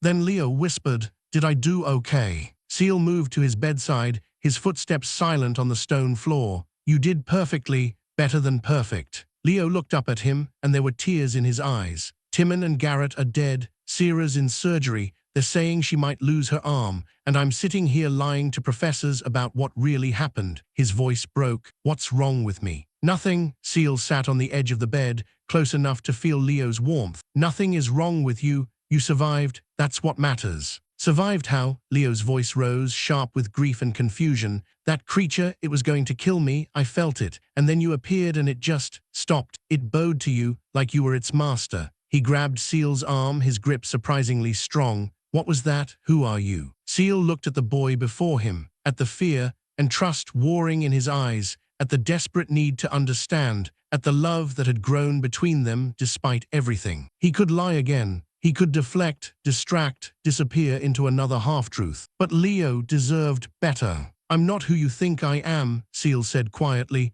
I never was. Leo waited, his grip tightening. Ciel took a breath, then another. Then he spoke the words he had never spoken to anyone in this life. My name was Vahn. I was the Demon Lord. I ruled the Abyss for 300 years. I conquered kingdoms, destroyed armies, killed millions. And 16 years ago, on the scarred plains, I was killed by a hero who deserved better than the world gave her. Leo's face went pale, his grip loosened, then tightened again. In my final moment, I cast a forbidden spell, not to fight, not to escape, but to leave, to be reborn as something other than what I was. I didn't remember any of it until I found that crystal in your room, a piece of my throne, a piece of who I used to be. Leo's breath came in short, sharp gasps. The creature, in the dungeon, it knew you. It knew the Abyss. It recognized its lord. Ciel's voice was steady, but inside something was crumbling. I commanded it to leave. It obeyed. Silence stretched between them, heavy and fragile. Then Leo spoke, his voice barely a whisper. You're the Demon Lord. Yes. You killed millions. Yes. You destroyed kingdoms. Yes. Leo stared at him, the fear in his eyes warred with something else. Something that looked almost like understanding. And you saved my life. Ciel blinked. What? In the dungeon, you came for me. You stood between me and that creature. You sent it away. Leo's voice grew stronger, surer. The Demon Lord wouldn't do that. The Demon Lord would have let me die or killed me himself or worse. But you didn't. You saved me. You saved me and then you told me the truth, even though you didn't have to, even though it would have been easier to lie. Leo's eyes were bright, fierce. That's not a monster, that's not evil, that's just a person who did terrible things and is trying to be better. Ciel couldn't speak, couldn't breathe. 3 centuries of existence, and no one had ever looked at him like this, like he was worth saving. I don't know if I can be better, he admitted. I don't know if I deserve to be. Leo grabbed his other arm, holding him with both hands, forcing him to meet his eyes. You saved my life. You taught me magic when everyone said I was worthless. You stayed when everyone else left. That's not nothing, Ciel, that's everything. His voice broke, but he pushed through. I don't care who you used to be, I care who you are now, and who you are now is my friend, my teacher, the only person who ever believed in me. Ciel felt tears sliding down his cheeks, warm, human, real. He hadn't cried in centuries, hadn't thought he could. I don't know what to do, he whispered. The Abyss is stirring, it's looking for me, and when it finds me, then we'll face it together. Leo's grip tightened. You and me, like we've faced everything else. Ciel looked at this boy, this failure, this outcast, this person who had every reason to run and instead chose to stay, and felt something crack open in his chest. Hope. Dangerous, fragile, terrifying hope. Together, he echoed. They sat in the infirmary, holding onto each other as the world outside prepared for war. The investigation took 3 days. Professors combed through the dungeon, searching for the source of the corruption. They found nothing. The wards were intact. The summoned creatures were accounted for. There was no explanation for what had happened, no breach, no failure, no cause. The official conclusion was anomalous abyssal resonance, a fancy way of saying they didn't know. 2 students were dead, 1 was permanently injured, and no one could explain why. Leo was questioned twice more. Each time he stuck to his story. Each time the professors accepted it. He was just lucky, they said. Wrong place, wrong time, right instincts. They never looked at Ciel. Servants were invisible. That was their greatest protection. But someone was watching. The headmaster summoned Ciel on the 4th day. The message came via Ren, delivered with wide eyes and a trembling voice. The headmaster wants to see you, in his tower, alone, now. Ciel went. The headmaster's tower was at the heart of the academy, a spiral of ancient stone that rose toward the sky like a finger pointing at heaven. Ciel climbed the stairs slowly, counting each step, preparing himself for what might come. The door at the top was open. Inside, the headmaster waited, an old man, impossibly old, his face a map of wrinkles and his eyes deep wells of knowledge. He sat behind a massive desk cluttered with papers and artifacts, his hands folded before him, his gaze fixed on the door. "Come in," he said. "Close the door." Ciel obeyed. The headmaster studied him for a long, silent moment. Then he spoke. "I know what you are." Ciel's heart stuttered, but his face remained still. "I'm a servant headmaster from Oakhaven, assigned to." "Don't," the old man's voice was gentle but firm, "don't insult either of us with lies. I have lived a very long time, young man. I have seen things that would break lesser minds. I know the abyss. I know its signature. And I know," he leaned forward, his eyes sharpening, "that it recognizes you." Silence. Ciel considered his options. Denial, deflection, flight, all were possible. All had served him well in the past. But something in the headmaster's gaze stopped him. Not accusation, not fear, something closer to curiosity. "The creature in the dungeon," the headmaster continued, "it didn't just retreat, it submitted. I've studied the abyss for 70 years, and I have never seen that, never heard of it. The abyss does not submit, it consumes." He paused. "Unless it finds something greater than itself." Ciel said nothing. "You saved that boy, Leo Valerius. You went into a corrupted dungeon with no magic and no weapons, and you came out with him alive. The other 2 died. The 3rd was maimed, but your charge survived." The headmaster's eyes narrowed slightly. "That's not luck. That's not coincidence. That's intention." Still Ciel said nothing. The headmaster leaned back in his chair, studying him with those ancient eyes. "I'm not going to expose you. I'm not going to imprison you or execute you or do any of the things I probably should do. I'm too old for that, and too tired, and too aware that the world is about to face a threat that may require unconventional allies." Ciel's eyes widened slightly. "The abyss is stirring. You know this, I know this. Soon everyone will know it, and when that happens, we will need every advantage we can get." The headmaster's voice dropped, "including, perhaps, someone who understands the enemy better than anyone alive. You're asking me to help. I'm asking you to choose, to decide, consciously and deliberately, whose side you're on." The old man's eyes held his. "I don't know if you can be trusted. I don't know if whatever changed you will last, but I know that boy trusts you, and I know you saved him when you didn't have to. That's enough for now." Ciel processed this. The headmaster wasn't going to reveal him, wasn't going to imprison him, was, in fact, offering him something that looked almost like an alliance. "Why?" he asked. The headmaster smiled, a tired, sad expression. "Because I've seen what's coming, in visions, in portents, in the whispers of the abyss itself, and I know that we cannot stop it alone. We need a miracle. We need something the world has never seen." He paused. "Perhaps we need a demon who learned to love." Ciel felt the words like physical blows. Love. Was that what this was? This fierce protectiveness, this willingness to sacrifice, this need to see Leo safe and whole and happy. "Yes," he said quietly, "I'll help." The headmaster nodded slowly. "Good, then we have much to discuss." They talked for hours, about the abyss, about the coming invasion, about the weaknesses and strengths of both sides. Ciel shared knowledge he had never shared with anyone, secrets of the abyss that no human had ever learned. The headmaster listened, asked questions, filed everything away with the precision of a mind sharpened by decades of study. When Ciel finally left the tower, the sun was setting, painting the sky in shades of gold and crimson. Leo was waiting for him at the bottom of the stairs. "Well?" the boy asked, his face tight with worry. Ciel looked at him, at this impossible, wonderful person who had changed everything. "It's going to be okay," he said. And for the first time,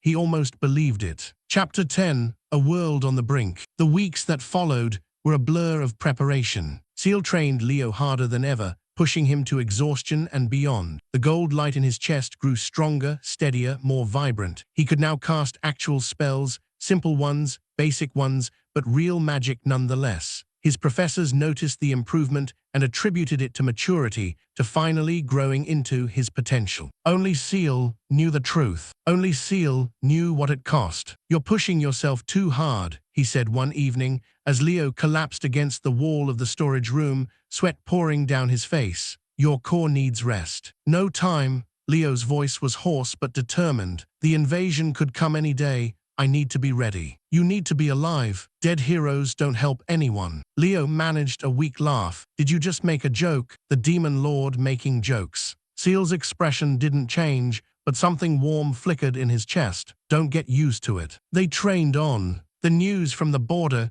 grew worse. Entire villages had been lost. The army was stretched thin, unable to protect everyone. Refugees flooded the cities, bringing stories of horror that spread like wildfire through the population. Fear was everywhere, in the streets, in the markets, in the halls of the academy where students whispered about what they might face. Leo absorbed it all, let it fuel his determination. Ciel watched and waited and prepared. And then, on a grey morning much like any other, the world ended. The sky tore open above the capital. Ciel felt it before he saw it, a rending in reality, a wound in the fabric of existence that bled purple light and shadow. He was in the storage room with Leo when it happened, and both of them froze as the abyssal energy washed over them like a wave. "No," Leo whispered. "No, it's too soon. We're not ready." Ciel was already moving, grabbing Leo's arm, pulling him toward the door. The headmaster, now. They ran through corridors filled with screaming students,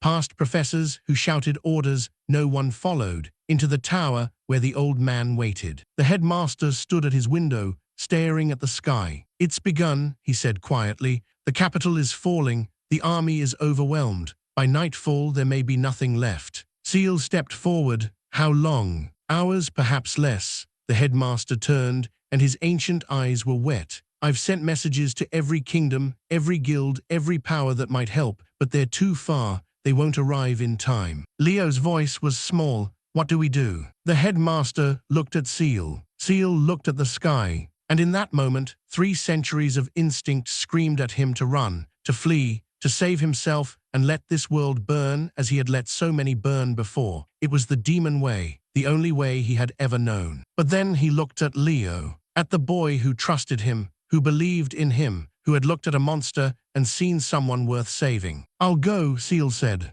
Leo's head snapped toward him. "What? No, you can't. You have no magic. You'll die." "Maybe," Ciel met his eyes, "but I'm the only one who can stop this." The headmaster nodded slowly. "The abyss knows you. It will listen to you. Perhaps you can command it to retreat." "Command it to retreat?" Leo's voice rose, sharp with panic. He's not a general. He's not." He stopped, because they both knew what Ciel was. Ciel stepped close to Leo, close enough to feel the boy's warmth, to see the tears gathering in his eyes. "Stay here," he said softly. "Stay safe. If I don't come back." "You will come back." Leo's voice was fierce, desperate. "You will, because I can't do this without you, because you're the only one who ever believed in me, because," his voice broke, "because I love you, you stupid demon, so you have to come back." Ciel felt the words like a blade through his heart, but a gentle blade, a loving one. "I'll come back," he promised. And then he was gone, running toward the sky that bled,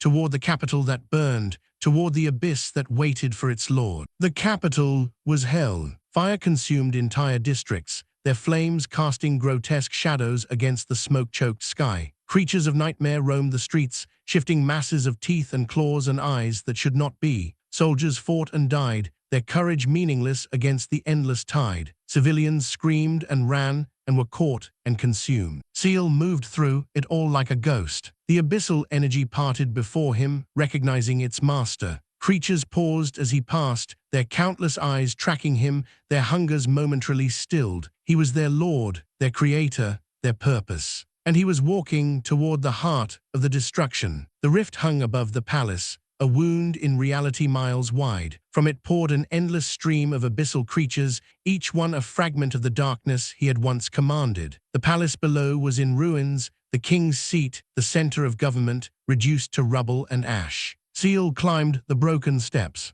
At the top, where the throne room had once been, he stopped. Before him stood a creature unlike the others. It was massive, easily 50 feet tall, its form a shifting mass of shadow and crystal that pulsed with purple light. It had no face, no features, nothing that could be called identity, but Ciel knew it. The heart of the abyss, the core from which old creatures spawned. His legacy. Lord, it whispered, its voice the combined scream of a million souls. You have returned. Ciel stood before it, small and fragile and human. I have. We have waited, we have hungered, we have searched for you across worlds and found nothing. The creature pulsed with something that might have been emotion. Why did you leave us? Ciel thought about the question, about the loneliness of 3 centuries, about the hero's blade through his heart, about a dusty storage room and a boy who never gave up. Because I was wrong, he said, because I spent 300 years taking and I finally learned to give, because there are things worth protecting. The creature pulsed again,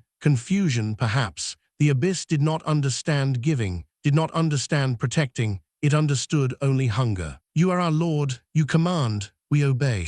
Then I command you to stop. Ciel's voice rang across the ruined throne room. I command you to return to the abyss and seal the rift behind you. I command you to leave this world in peace. Silence.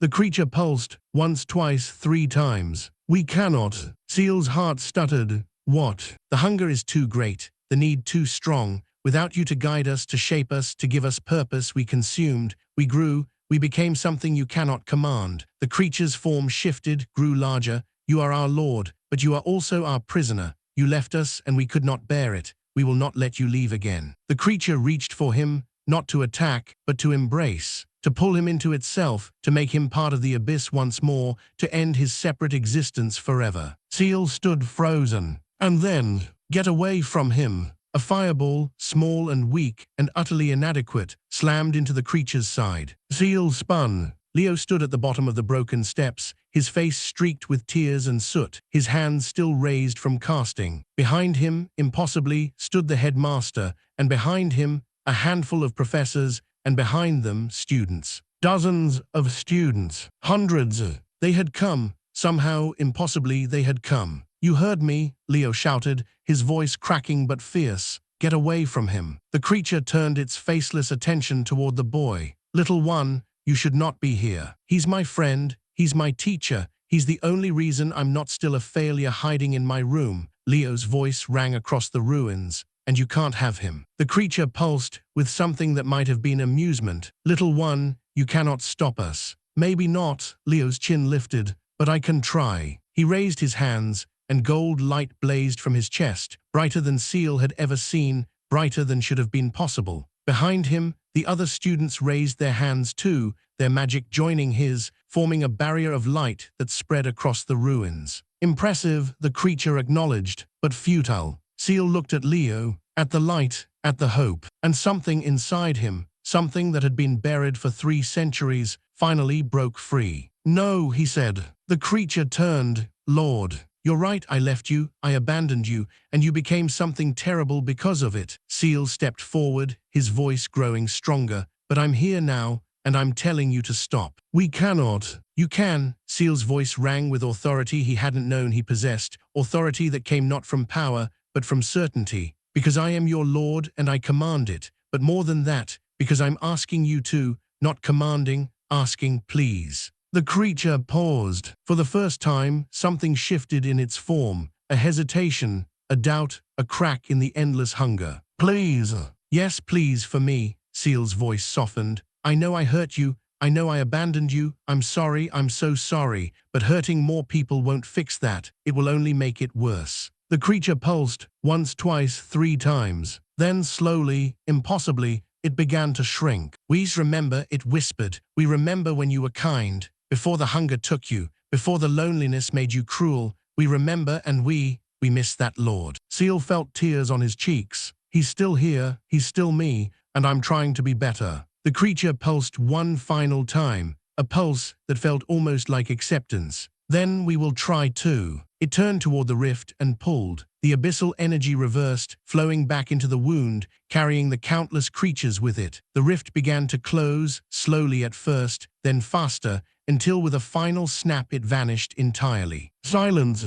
The sky was clear, the fire was dying, the nightmare was over. Ciel stood alone in the ruins, surrounded by students and professors and soldiers who stared at him with awe and fear and wonder. Leo reached him first. I told you to stay safe, Ciel said. Leo punched him in the arm, weakly, uselessly, with all the love in the world. I don't take orders from demons. Ciel laughed, actually laughed, a real laugh that startled them both. They stood together in the ruins, holding each other, as the sun broke through the clouds for the first time in days. Chapter 11. The Demon Lord's Return. The truth spread faster than the fire had. By evening, everyone knew. The servant was the Demon Lord. The blank was the scourge of nations. The boy who had saved the capital was the same being who had once tried to destroy it. Reactions varied. Some thanked him, weeping with gratitude. Some cursed him, demanding his execution. Most simply stared, unable to process the impossibility of what they had witnessed. Ciel endured it all in silence, standing at the edge of the ruined palace,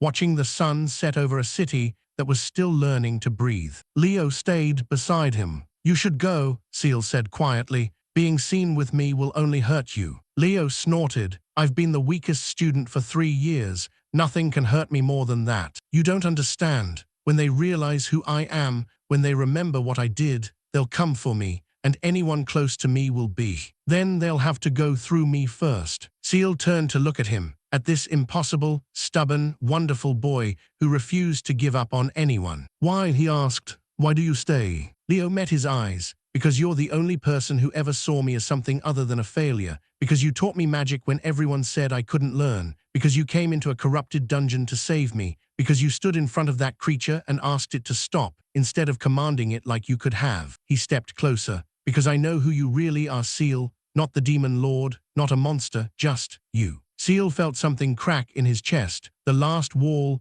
the final defense, the thing that had kept him separate from the world for 3 centuries. I don't know how to be good, he admitted. I don't know if I can be. I've done terrible things, things that can never be undone. Then do better things. Leo's voice was soft but sure. That's all any of us can do. Try to be better today than we were yesterday. Fail and try again. That's what you taught me. Ciel looked at the sky, at the stars emerging one by one, at the beauty of a world he had once tried to destroy. I'll try, he said. Leo smiled. They stood together in the darkness, watching the light return. The headmaster found them an hour later. There's a council, he said. The kings, the generals, the guild masters, they want to speak with you. Ciel nodded. He had expected this. I'll come with you, Leo said. No, Ciel's voice was firm. This is my fight, my past. You've done enough. Leo's jaw tightened. I'm coming. Councils are dangerous places. Politics, manipulation, hidden agendas.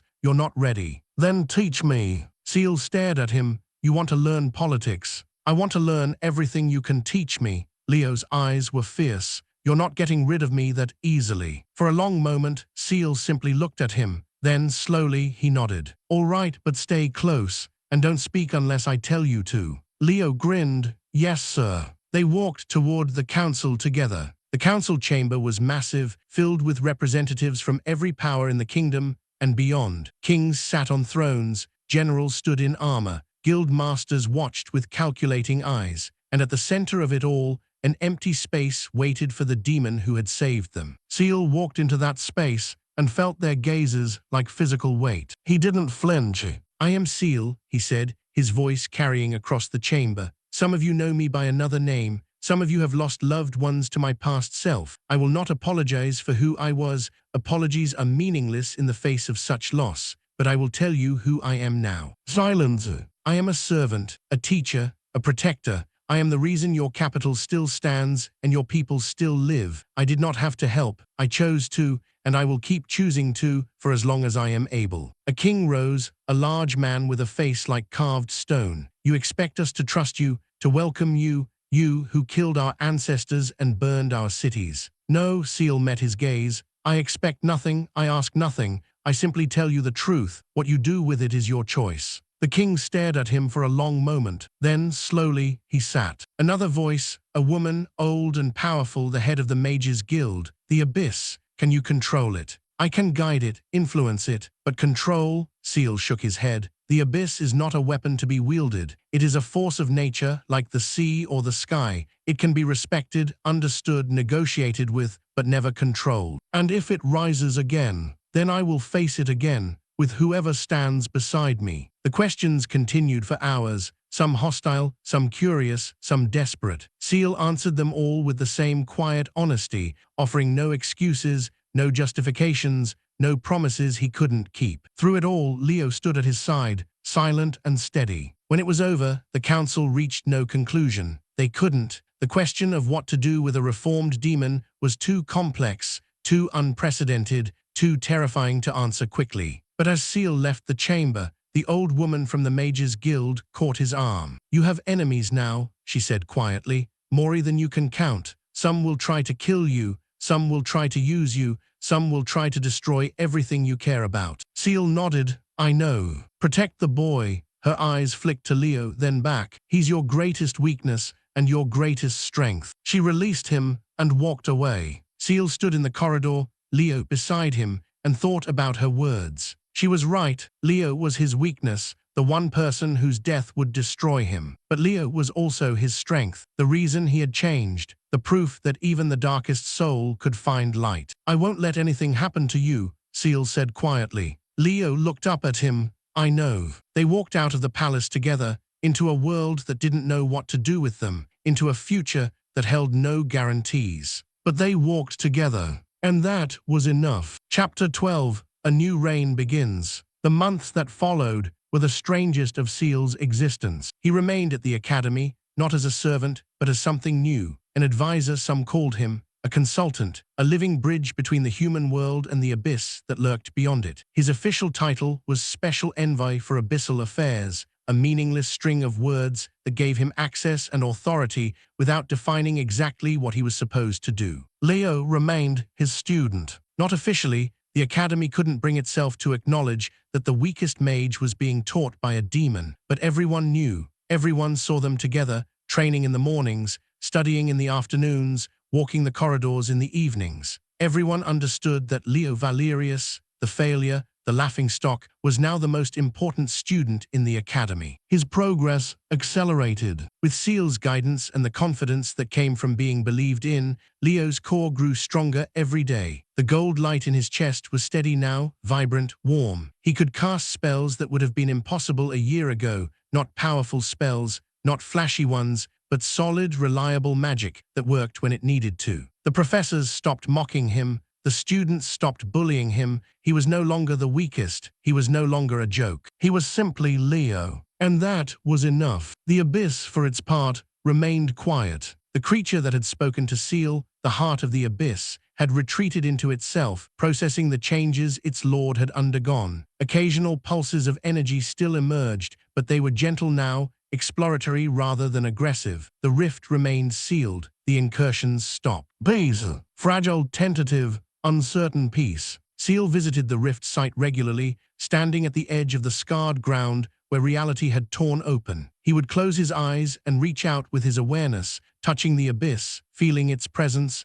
reassuring it that he was still there. We wait, it whispered each time. We watch, we learn. Good, he would answer. Learn peace, learn patience, learn that there is more to existence than hunger. It didn't always understand, but it tried. That was enough. On the first anniversary of the invasion, a ceremony was held in the capital. The dead were honored. The survivors were thanked. The heroes, Those who had fought and those who had fallen were remembered. It was a somber affair, filled with tears and music and speeches that tried to make sense of senseless loss. Ciel attended at the headmaster's request. He stood at the edge of the crowd, invisible in his plain clothes, watching as the city that had nearly burned celebrated its survival. Leo stood beside him, as always, their shoulders almost touching. "You should be up there," Leo said quietly. "You're the reason any of them are alive." Ciel shook his head. "They're not ready for that, neither am I." "When will you be?" Ciel considered the question. When would he be ready to stand before the world and claim his part in its salvation? When would the guilt and shame of his past stop weighing on him? When would he feel worthy of the trust so many had placed in him? "I don't know," he admitted. "Maybe never." Leo was quiet for a moment. Then, "That's okay. You don't have to be ready. You just have to keep trying." Ciel looked at him, at this boy who had taught him more about being human than 3 centuries of existence ever had. "When did you get so wise?" Leo grinned. "Always was. You just couldn't see it through all the failure." Ciel laughed, a real laugh, warm and genuine. It still surprised him sometimes, this ability to feel joy. After 3 centuries of emptiness, laughter felt like a miracle. They stood together, watching the ceremony, watching the world move on. That night, Ciel returned to the storage room. It was unchanged, dusty, forgotten, filled with the memories of 1,000 mornings of training. He stood in the center, looking at the walls, the floor, the single window that faced east. So much had happened in this room. So much had changed. He reached into his pocket and pulled out the crystal, the shard of his throne, the key to his memories, the link to who he had been. It pulsed against his palm, warm and familiar. For a long moment, he simply held it. Then slowly, he knelt and placed it on the floor. "I don't need you anymore," he whispered. "Not to remember, not to be who I was. I know who I am now, and who I am is someone new." The crystal pulsed once, a soft, gentle light. Then it went dark. Ciel stood, brushed the dust from his knees, and walked out of the storage room for the last time. Leo was waiting in the corridor. "Everything okay?" Ciel nodded. "Everything is fine." They walked together toward the dormitories, their footsteps echoing in the quiet halls. Students slept behind closed doors, dreaming of futures that now seemed possible. Professors rested in their quarters, grateful for another day of peace. The academy hummed with the quiet energy of life continuing. At Leo's door, they stopped. "Same time tomorrow?" Leo asked. Ciel nodded. "Same time." Leo hesitated, then stepped forward and hugged him, quickly, fiercely, the way he had learned to express affection after months of practice. "Thank you," he whispered, "for everything." Ciel hugged him back. "Thank you too." They separated. Leo disappeared into his room. Ciel stood in the corridor for a moment, alone with his thoughts. Then he smiled, a small private smile, and walked toward his own quarters. Outside, the stars were bright, scattered across a sky that held no threats, no rifts, no abyssal horrors, just light, just beauty, just the ordinary miracle of existence. Ciel looked up at them and felt, for the first time in 300 years, at peace. He was the Demon Lord, no longer. He was simply Ciel, and that was enough.